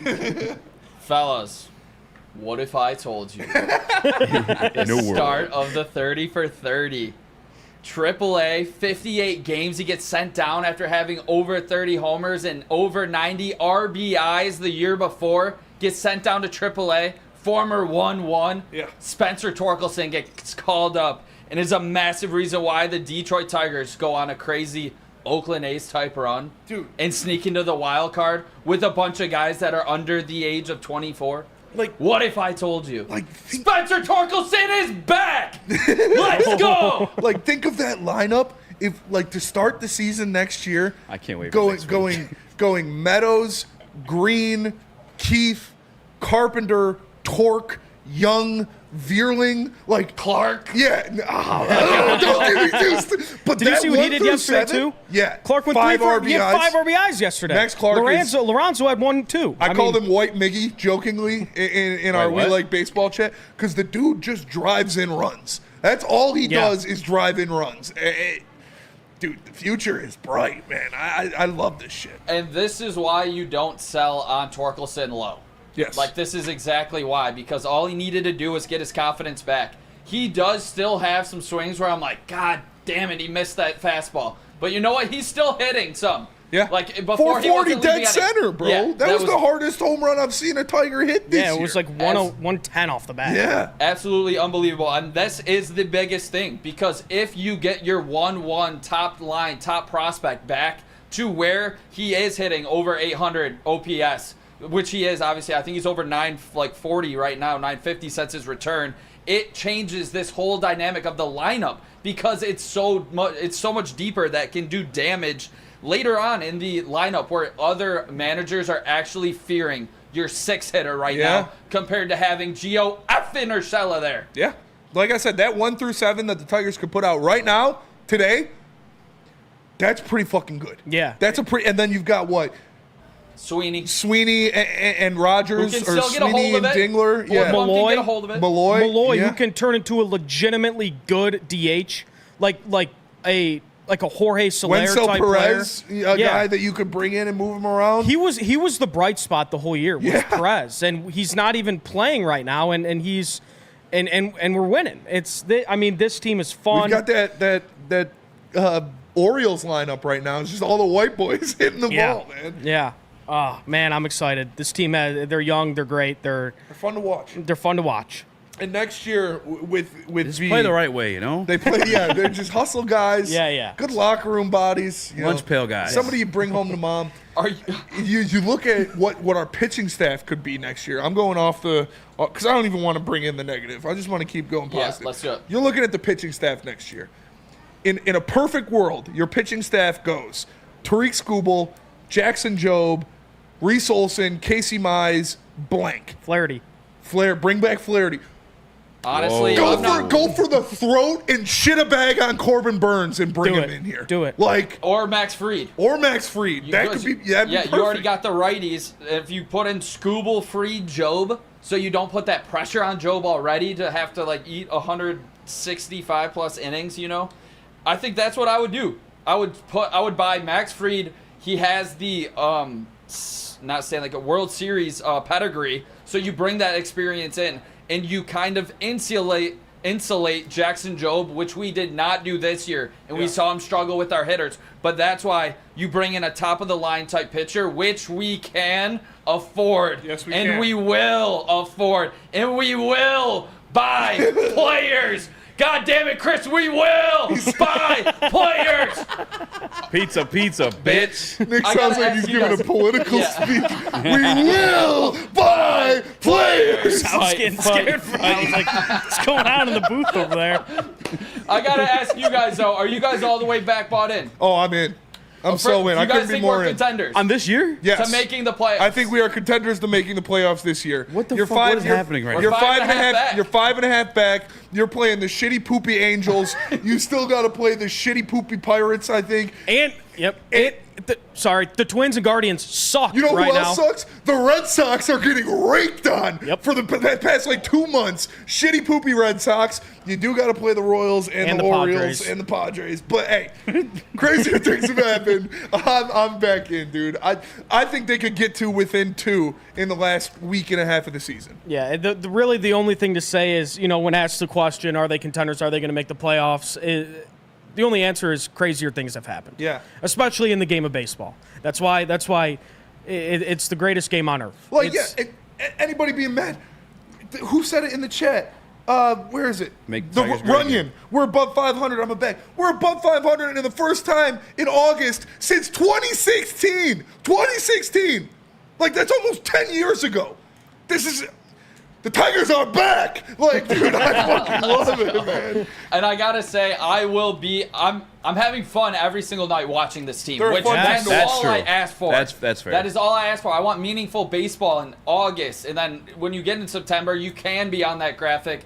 And I gotta say, I will officially be all the way back if they sweep the Angels. Yeah, and you gotta win the next two. No That's more a horrible Javi. team. Yes. Win No the more next Maeda. two. No excuses. Yeah. Win the next two. I actually don't like that AJ Hinch is not starting Parker Meadows I tonight. agree. The winning percentage is insane with him in the lineup. Give the kid a rest. I'm not too mad at it, but yes, I agree. If we need lose, to keep I'm that hot blaming him. streak If going. we lose, I'm blaming him. I don't blame you. Which you we're said, not losing. We're not losing. You got We're the not. Angels. You got the Red Sox. You got the Rockies. You got. Yeah, these are shit teams. These are shit teams that you should beat up on. Sweep these series. Sweep them. Because you're going to need those extra games when you're going up against the Orioles and the Padres. I'm excited, man. I love it. Go 500 against the good teams and kick ass against the bad ones. They're going to be in the hunt. Yeah, and really, really fast. I know Scooble's on this like pitch count thing, like he's only throwing once a week. Or something. You just let him go. Let him He's rip. the best pitcher in the AL, and you're in contention to make the playoffs. Let him go. Let him him rip. pitch every fifth game or fifth day, whatever you want to do. Have him pitch as many innings as possible. Ty Madden looked pretty good. Yeah. Ty Madden looked pretty good. It's crazy because in AAA he can't throw a goddamn strike. Yeah. You can't get outs, and then you bring him up, get him a sit down with Chris Fetter. Get him a sit down with Chris Fetter, and these guys turn into. Chris Fetter's got the secret juice. Like he must be shooting these guys up with something. Olsen on his way. Pizza, bitch. Hopefully Olsen. Mize is looking good in his rehab on his starts. way. He had I think he's got 14 or 17 strikeouts in I'm just so excited. But we got to go to break. What a segment, boys. What a segment. Go Tigers. Go Tigers. Make Tigers great again. Don't let the Tigers get hot. You're gonna buy players. Let me tell you guys about Planet Fitness. Planet Fitness, no matter where you are, there's a Planet Fitness close by. More than 50 in Metro Detroit and thousands more throughout the world. At Planet Fitness, you'll experience a squeaky clean gym, tons of equipment, friendly, knowledgeable staff, and a totally judgment-free atmosphere. Did you know that all Planet Fitness memberships include fitness training for no extra cost? And you can upgrade to the Black Card and get use of amenities like hydro massage, total body enhancement, all that great stuff, and access to over 2,500 locations worldwide. Visit your local Planet Fitness today or go to planetfitness.com. Planet Fitness, where your fitness is essential. And let me tell you about the best coverage for Lions games you'll find anywhere in the state. That's here at Woodward Sports. We got the watch party and the post-game show. The post-game show, both, sorry, I'm still juiced on the Tigers, both live at Hayes Social for every single game. So make sure you come out there. Great food, great drinks, great experience, live at Hayes Social, presented by Sabbath Coffee. We're going to get juiced up on Sabbath, watch the game, and then party at Hayes Social all night. So come join us. It's going to be a blast. Can't get enough Lions coverage? Make sure you catch all Woodward sports shows every game day. Wake up with Woodward and Maine, giving you the latest insight into the Lions locker room and press conferences. Then join the Lions pregame show, highlighting key matchups, injuries, and what to watch for during the game. Follow all the ups and downs of the live game action with our Woodward Watch Party live on YouTube and WoodwardSports.com. After the game, check out the instant fan and host reactions with the Lions postgame show. Every game, it's wall-to-wall, kneecap-biting, high-fiving, chest-pumping Lions coverage. Hell yeah! Only at Detroit's #1 sports network, Woodward Sports. Woodward Sports, let's go. Walk into any Lady Jane's Haircuts for Men for an award-winning haircut experience from one of our talented stylists. Enjoy a precision haircut, hot lather neck shave, scalp and neck massage, and a hot towel treatment to top it off. Enter for your chance to win the $50,000 Perfect Bracket Challenge. With more than 25 Metro Detroit locations, there's always a Lady Jane's near you. Lady Jane's Haircut for Men, open 7 days a week. Walk in anytime. Lady Jane's, it's wicked awesome. Love Love Woodward Sports? Love wearing clothes? Then you should be wearing Woodward Sports clothes. Check out our full line of merch at woodwardsports.com. Just click on shop. We have all your favorite designs, like Dan Campbell kneecaps, Woodward golf, and of course, our own logoed out merchandise. Men, women, infants, kids all love Woodward Sports. Impress your friends. Impress your boss. Impress your dog. Buy Woodward Sports merch today.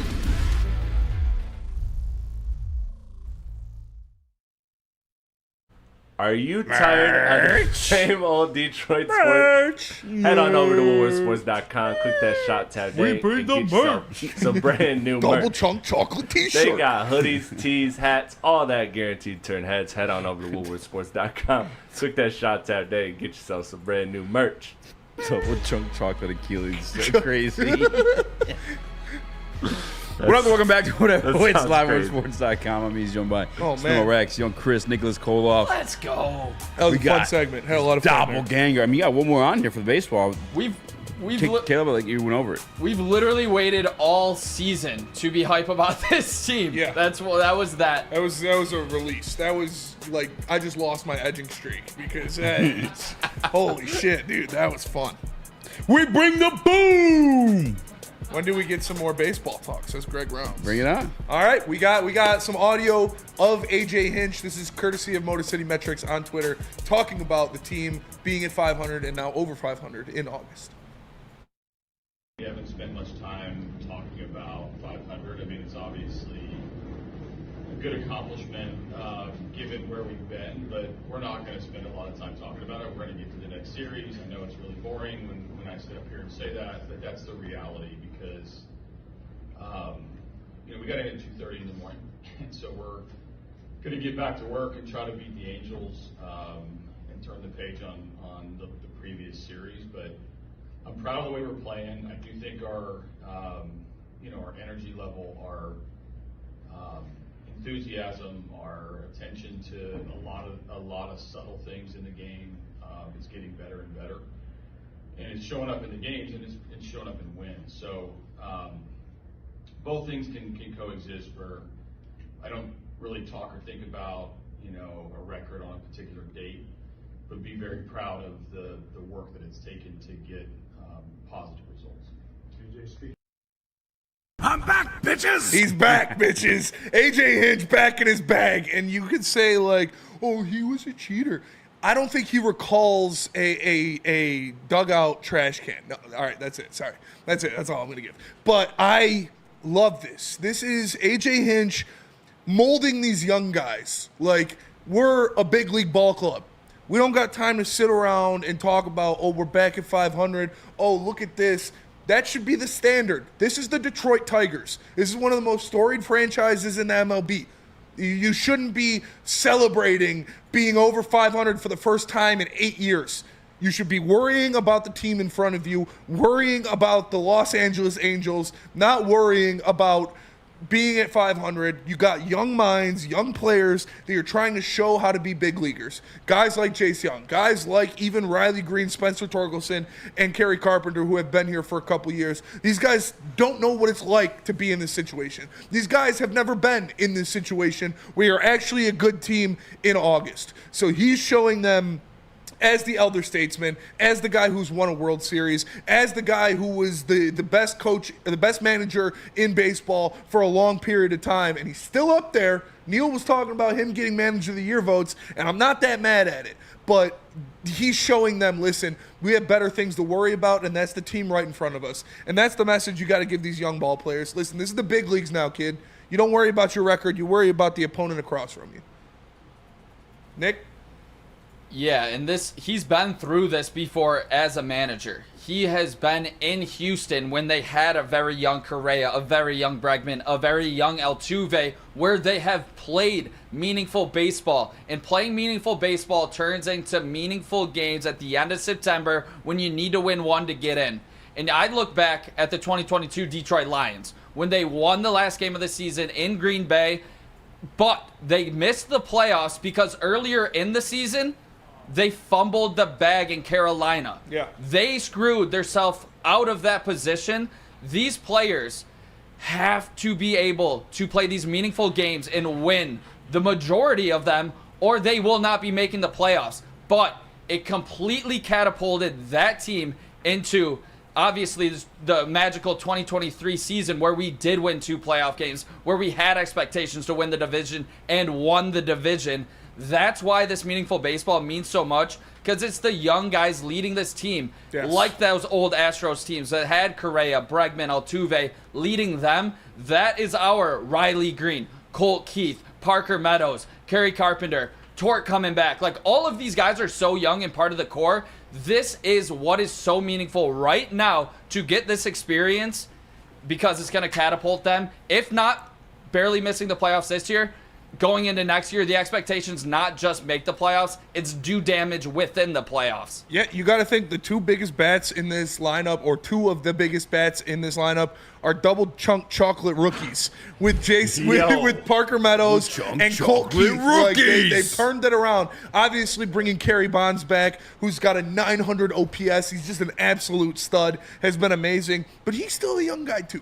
Like I said, none of these guys have been in this situation before. You had your old veteran who you thought was going to do something is a piece of shit, and I don't want him on this team anymore, in Javi Baez. So you need a guy like A.J. Hinch, who's been there before, to step it up and lead the young guys. Caleb? Exactly. You guys are exactly right. Like, he has a really tough job because you don't have any winners right now in that clubhouse.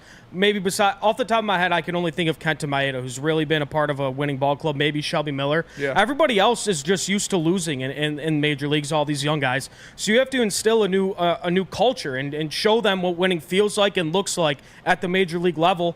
And statistically, so far, A.J. Hinch has done that with these guys because they're 1 game over 500. Yeah, all I want to see is them play, and I want them to feel the feeling of Comerica Park in late September and in October when they're playing meaningful baseball, because that's going to show. Dude, you even see it on like Wednesday nights. Sometimes Comerica Park is rocking when they're 7 games below 500. This place is going to go nuts if they're actually really in playoff contention in late September, and if there's playoff baseball here with the Lions going on. Oh my goodness! This place is going to burn down. It's the best. It's the best. Detroit sports fans are the best sports fans in the world, and it's not close. You look at what happened with the Lions when they were finally good, taking over opponents' cities, taking over other stadiums. You look at the Red Wings last year when they had a little bit of a heartbeat. They were selling out every fucking game at LCA. The Tigers are the same way.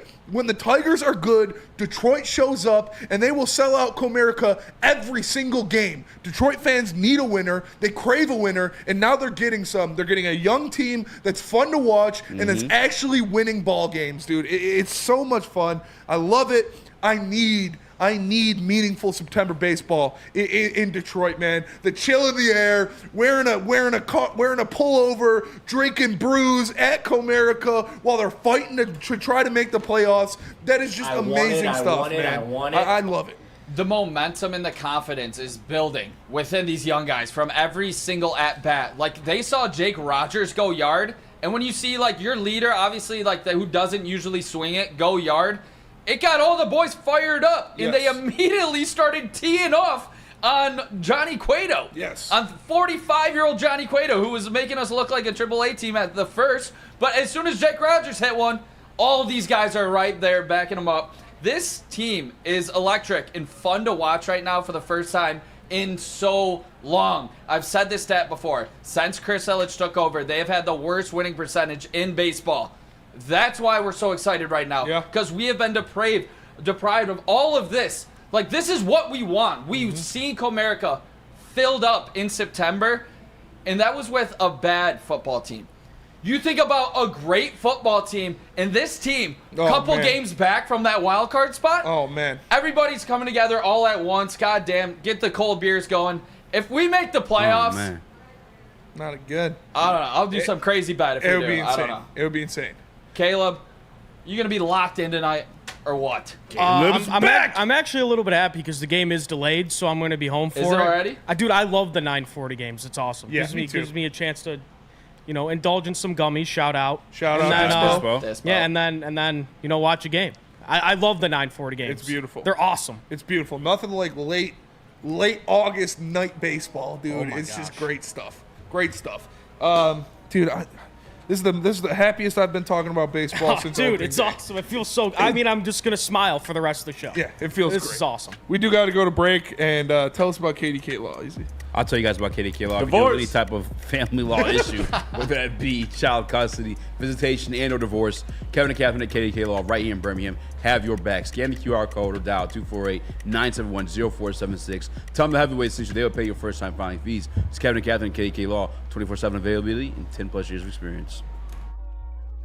Braylon Edwards here, Premier Pet Supply. Man, just looking around, who's got it better than pets?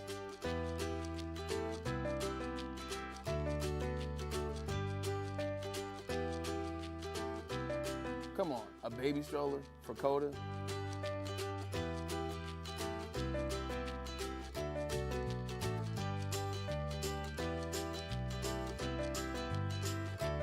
A chef for Lola? Really?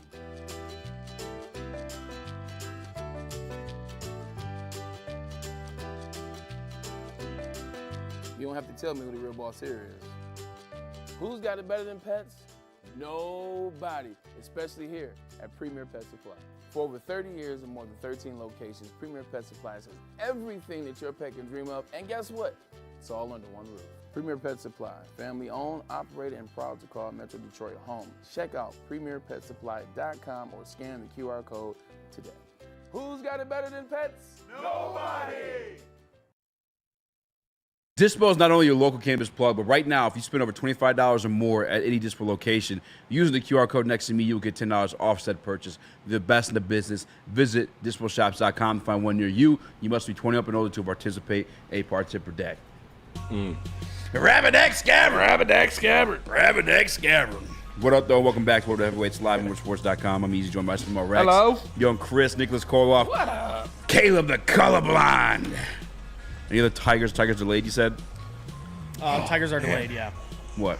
Megan Hin says, phew, I think I peed a little. Honestly, me too. that was electric. That was so much fun. I think it's pronounced Hindi. Hindi? Oh, sorry. Right? I don't know. Shout out to Megan. Shout out to Megan. Shout out. Spoody, you also put a Lions topic in here, but you guys been kind of rolling with the Tigers. I mean, whatever you like to do. We can do the Lions. Show's yours, brother. We can do the Lions. It's your show. Tell us about it. Yeah, so we talk about all these lists, the top 100, the players voted, all that stuff. ESPN also put out their top 100 list, and there were some Lions in there. There were 6 Lions in there. Frank Ragnow not on the list. That's crazy. Which is insane. And the highest was Aiden Hutchinson. Wow. Which is Over also Penei wild. Sewell? You got Hutch at 19. I already don't care about Penei this. at 24. Amon-Ra at 25. Gibbs at 52. Goff at 65.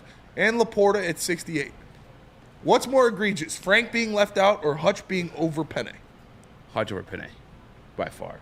Penei is like arguably one of the top players. Yes, like top 15, top 10.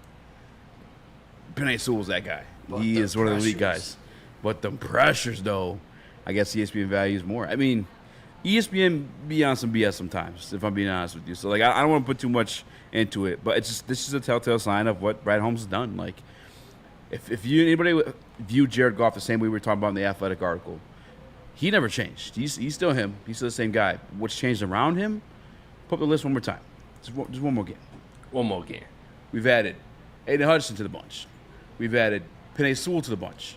Amon-Ra St. Brown, Jameer Gibbs, Sam Laporta. The list goes on and on. You have another draft class this year coming into. Sione Vaki, David Montgomery. Jameson Williams breakout coming soon. Those are all Brad Holmes additions. Kirby Joseph breakout. Like you said, if you give the man the ingredients, he can cook. And that's what we got going on. Shout out to Brad Holmes and company. Yeah, I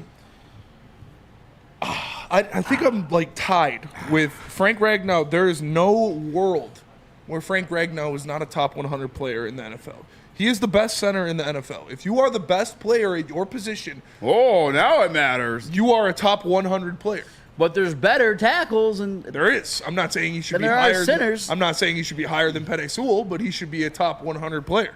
But also, just as egregiously, I love Aiden Hutchinson. He is my favorite Michigan player of all time. Now that he plays for the Lions, Penei Sewell is better than Aiden Hutchinson as a football player. Absolutely. By far. By far.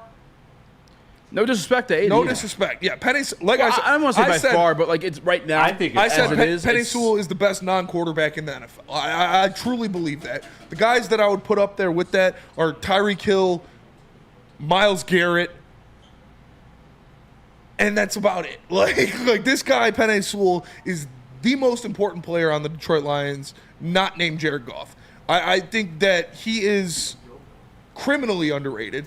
He should be a top 10 player on every single one of these lists. I think it's absolutely a fucking joke that Frank Ragnow isn't on this list. Last year, just pulled it up, Jason Kelce, 77.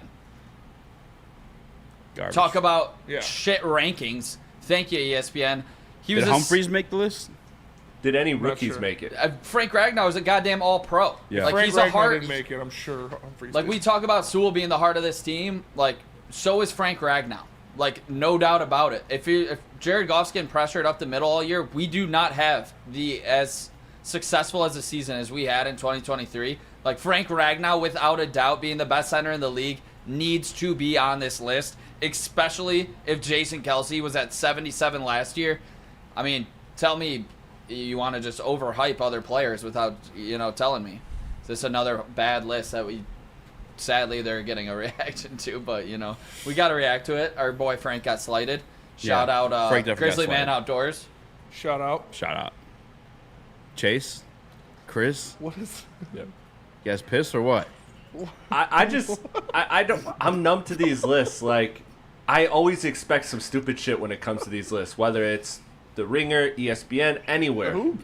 Like The Ringer. You called out your guy. Yeah, no, I'm a Bill Simmons guy, but I can't. But not everybody that works for him is a genius. I'll put it to you like that. Bill Simmons has some pretty stupid shit himself. He does, but I think he's that Colin Cowherd ilk. You know what I mean? Like they say some weird shit sometimes just because they're bored and they want to do some. Anyways, lists are always just ridiculous.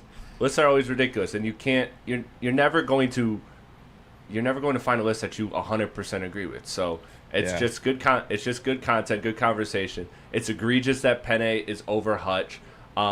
Honestly, is it egregious that Jahmyr Gibbs is already that much ahead of Jared Goff? No. No? No. Yeah, how about Jared Goff being 68? Jared Goff 65. 65. Yeah. He should be higher than that, but we're talking about Jahmyr Gibbs. I'm talking about Jahmyr Gibbs being the best running back in the NFC next year. And that's over Christian McCaffrey, by the way. Yeah. So I don't think so. I think he is a top 5 running back as he breathes right now. Mm-hmm. And yeah, I think he's going to be top 3 this year. So Laporta and Goff were also close too. Would you switch that because Laporta is arguably the top of his position, or expected to be one of the top of his position? Would you put him over Goff, or no, because of the importance of quarterback? Easy, I'll toss it to you. I mean, it really just depends on how you're grading that list, like if you're doing position importance or not. But Chase, going through the list right now, Creed Humphrey is ranked 70th, projected as like projected 70th, top 100 for the 2024 season. I'm not seeing another center listed. I do believe Quentin Nelson was the highest rated offensive lineman that I've seen, but there does appear to only be one center. He's the guard for the No, but he's over Penei Sewell? Yeah. No, I forgot. No, Penei Sewell was up there. I forgot. Okay. I was just looking for the centers and more like the interior offensive lineman. I got so you. he was the highest interior offensive lineman I saw. Yeah, but, this is like a name list. This is not anything more than a name list if Frank Ragnow's not on it, in my opinion. Like it's just. There's no reason to get upset about it. I heard a wise man once say, "What you eat doesn't make me shit." So no receipt, no first don't make me come. Yeah. So, that was wild. Calm down, Auntie. Yeah. What? Auntie, what you call over there? Get a little freaky. Auntie, what you call it? But it's. I've been a I don't really respect lists that don't have Frank Ragnow on it because that just shows me it's a name list. It shows me you don't know ball. Immediately once Frank Ragnow's off the list, outside of the players one, I don't care about the list. To be honest with you. And at least with the players list, they kept it consistent. And there was no Creed Humphreys. You know what I'm saying? Like with this one, to have Creed Humphrey on it, and then not a Frank Ragnow, like you're not really giving a fuck. You're just you're wanting clicks. You're wanting people to talk about you, and sometimes I don't want to give attention to those. But it's dead season. What, 11 more days now? to some football? Hell yeah. Well, Or even less than that. Two Yeah. more days till Spartan football, baby. Aiden Childs season. Aiden Childs season. Let's go. That Mormon power. I love it. I'm excited for that game. I put out some pretty nice bets. They cover in the 13.5? Yes. I thought that was disrespectful. Yes. Take the 13.5. Take the over. Take a Nate Carter anytime touchdown. That's the Spenny lock. Total over or Sparty over? Total over. Are you at all worried? I mean, like traditionally, MSU does not cover these Friday night home games. I'm not worried. It's a new era. John, we got Mormon power. They're gonna be soaking all night before, and then they're gonna come out there and they're gonna hit the field running. Who are the Mormons? Church of Latter-day Saints. Jonathan Smith. Jonathan I don't know Smith's if he's a Mormon? Mormon, but he's got a Mormon-ass name. Oh, is that like their leader? Joseph Smith, bro. I gotta be honest. That DJ, how the hell you say his last name? I think it makes John Smith look even better. Yeah. Ugalawalele. Yeah, the way they won games last year with DJ Ugalele. He didn't do shit with FSU. Yeah. All little dink and dunks. Like their offense is gonna be fun to watch this year. They got two fantastic running backs in Nate Carter and Kayron Lynch-Adams. They got a tight end who scored 8 touchdowns last year. They've got a couple wide receivers. Montori Foster, I'm expecting a big year from. Antonio Gates Jr. going to step up, and they brought in Nick Marsh, who is their highest-rated freshman. I'm expecting that offense to be great. If Aiden Childs lives up to what he is going to be, and I expect him to be the best quarterback at MSU since Connor Cook, I think they're going to win 7 games at least. Has the potential to be better. Yeah, he has the potential to be better for sure. He's a weapon. Like I said, the parlay that I'm going with is Michigan State to cover, over on the game, Nate Carter anytime touchdown. I threw in a Jack Velling first touchdown bet. I think it was plus 750. Ukulele. I did a super big parlay with my 50% college football parlay boost, and it was Nate Carter anytime touchdown, Aiden Childs anytime touchdown. Over for passing yards, Aiden Childs. Over for rushing yards. Nate Carter. 40-plus rushing yards for Montori Foster and Michigan State to cover. Boosted it. It was like 2,600. I haven't seen a line on Childs rushing yards yet, but Yeah. I will take I would that take the over on that as well. immediately. I got him for going for like 40. Yeah. Sheesh. We do got to go to break, though. Tell us about the Boys and Girls Club. Okay. Join the best youth football club in Metro Detroit, the Boys and Girls Club of Southeastern Michigan's 3C Sports League. You got ages 5 to 14, 6 exciting teams to choose from in the locations of Detroit, Belleville, Highland Park, and East Point. All coaches are trained, certified, and undergo background checks. You can register for football or cheer at bgcsm.org. Equipment, meals, and transportation are all included with the chance to play the championship at Ford Field for just $175 per child. Put the CSM 3C Sports. The countdown to kickoff is here. Your Detroit Lions are ready for another season of grit. Woodward Sports is your #1 destination for all breaking news and Lions coverage. We are Detroit's #1 sports network. We are Woodward Sports. At Planet Fitness, you can get everything you need for just $1 down. Try out Planet Fitness and dang, they got lots of equipment. Not me getting a Planet Fitness membership just for the 24-hour perk. Hey, y'all better get on these free fitness training sessions from Planet Fitness. Did y'all know that the PF app has workouts you can do at home? Cheapest therapy I can find is Planet Fitness. Join Planet Fitness today and get everything you need for just $1 down. $15 a month, cancel anytime. Deal ends Thursday, July 18th. Is that an octopus in your pants, or are you just happy to see me? See what I did there? Go Red Wings! From Octopi Experts, Woodward Sports. Guardian Alarm offers you customized solutions from real experts. Their professional technicians take the time to recommend security and automation solutions specific to your needs. They also have 24/7 professional monitoring. You call them anytime, day or night. No Guardian Alarm team member will stand the phone as long as needed. And, of course, they have technology backed by people. Your safety and security deserves technology. It's been proven to work, and people have been proven to care. So call them at 1-800. Stay out. That's 1-800. Stay out. And let them know Woodward Sports sent you. Boo! Double chunk chocolate Guardian. It's time for mailbag. We got the first one. Hooker or Fromm on the practice squad? Phil, that is Jake Fromm on the practice squad. Hendon Hooker is on the actual squad. How did we share? I don't know. All right, moving on. Mailbag. What player did you want back on the Cash. practice squad? Who 3 didn't? in a row. Cash. All 2. right. What player did I want? We got a Uku. Got Uku's Uku in the back. practice squad. Got a Aguda. good player back. Good back. Good Got player. Zylstra back. He gets those. Oh, Betts. Betts. Betts didn't even make the practice squad. Where you at? Yeah, I mean, The big white truth, huh? if you got Uku and a good back, I'm good with that.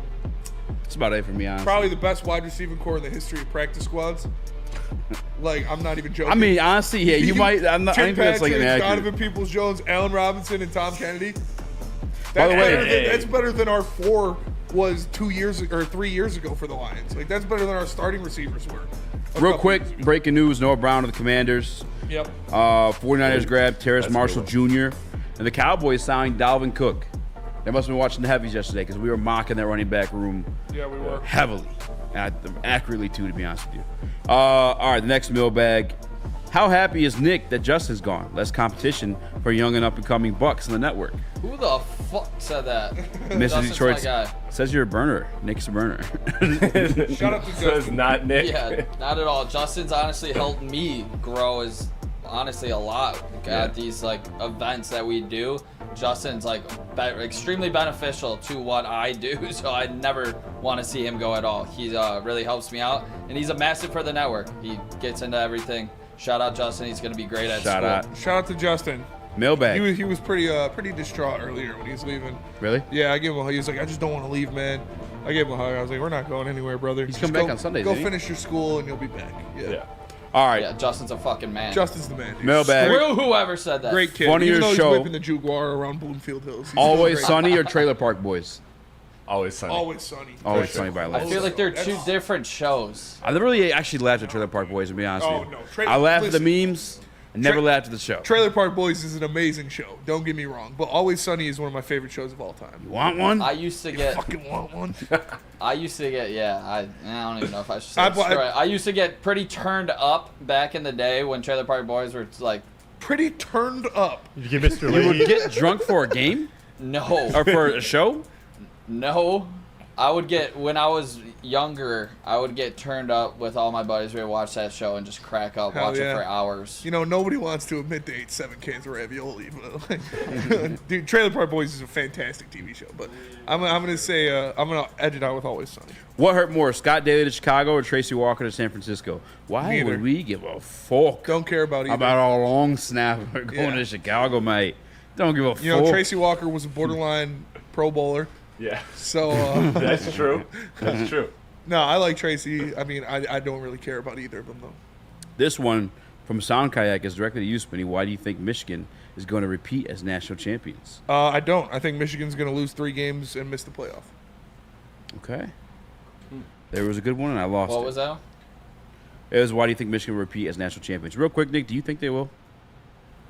I mean, just based on odds, no, but I think they're going to make the playoff. I think they're the most disrespected, underrated team in the country, and they're the national champion.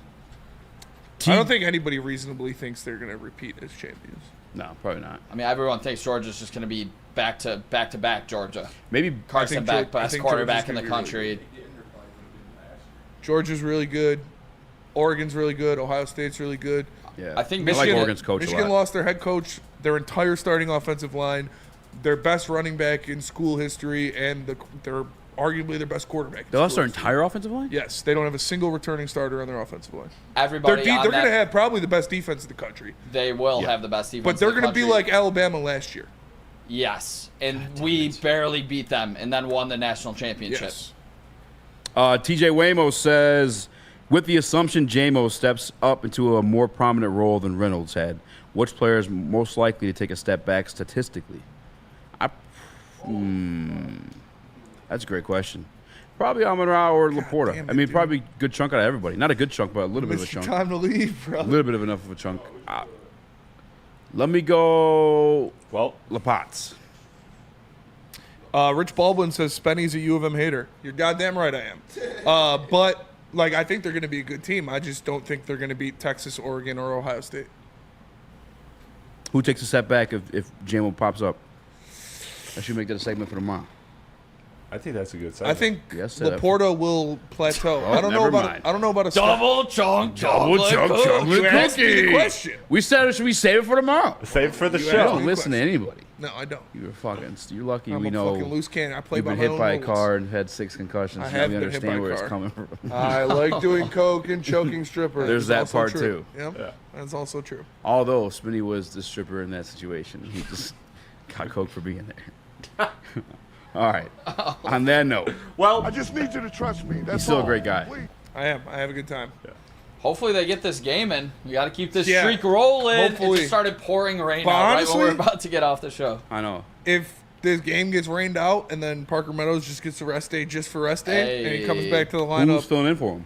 I think Veerling in center. Veerling was playing center. Oh, it's. But that'll Straight. do it for us today. Appreciate you all tapping in. Make sure you smash the like button for Smash. Eazy, Nick. We got Caleb, we got Chase, we got Joel, we got Chris. The whole squad's here. I'm Spencer. Appreciate you tapping in. Electric show today. We'll see you guys tomorrow. Peace.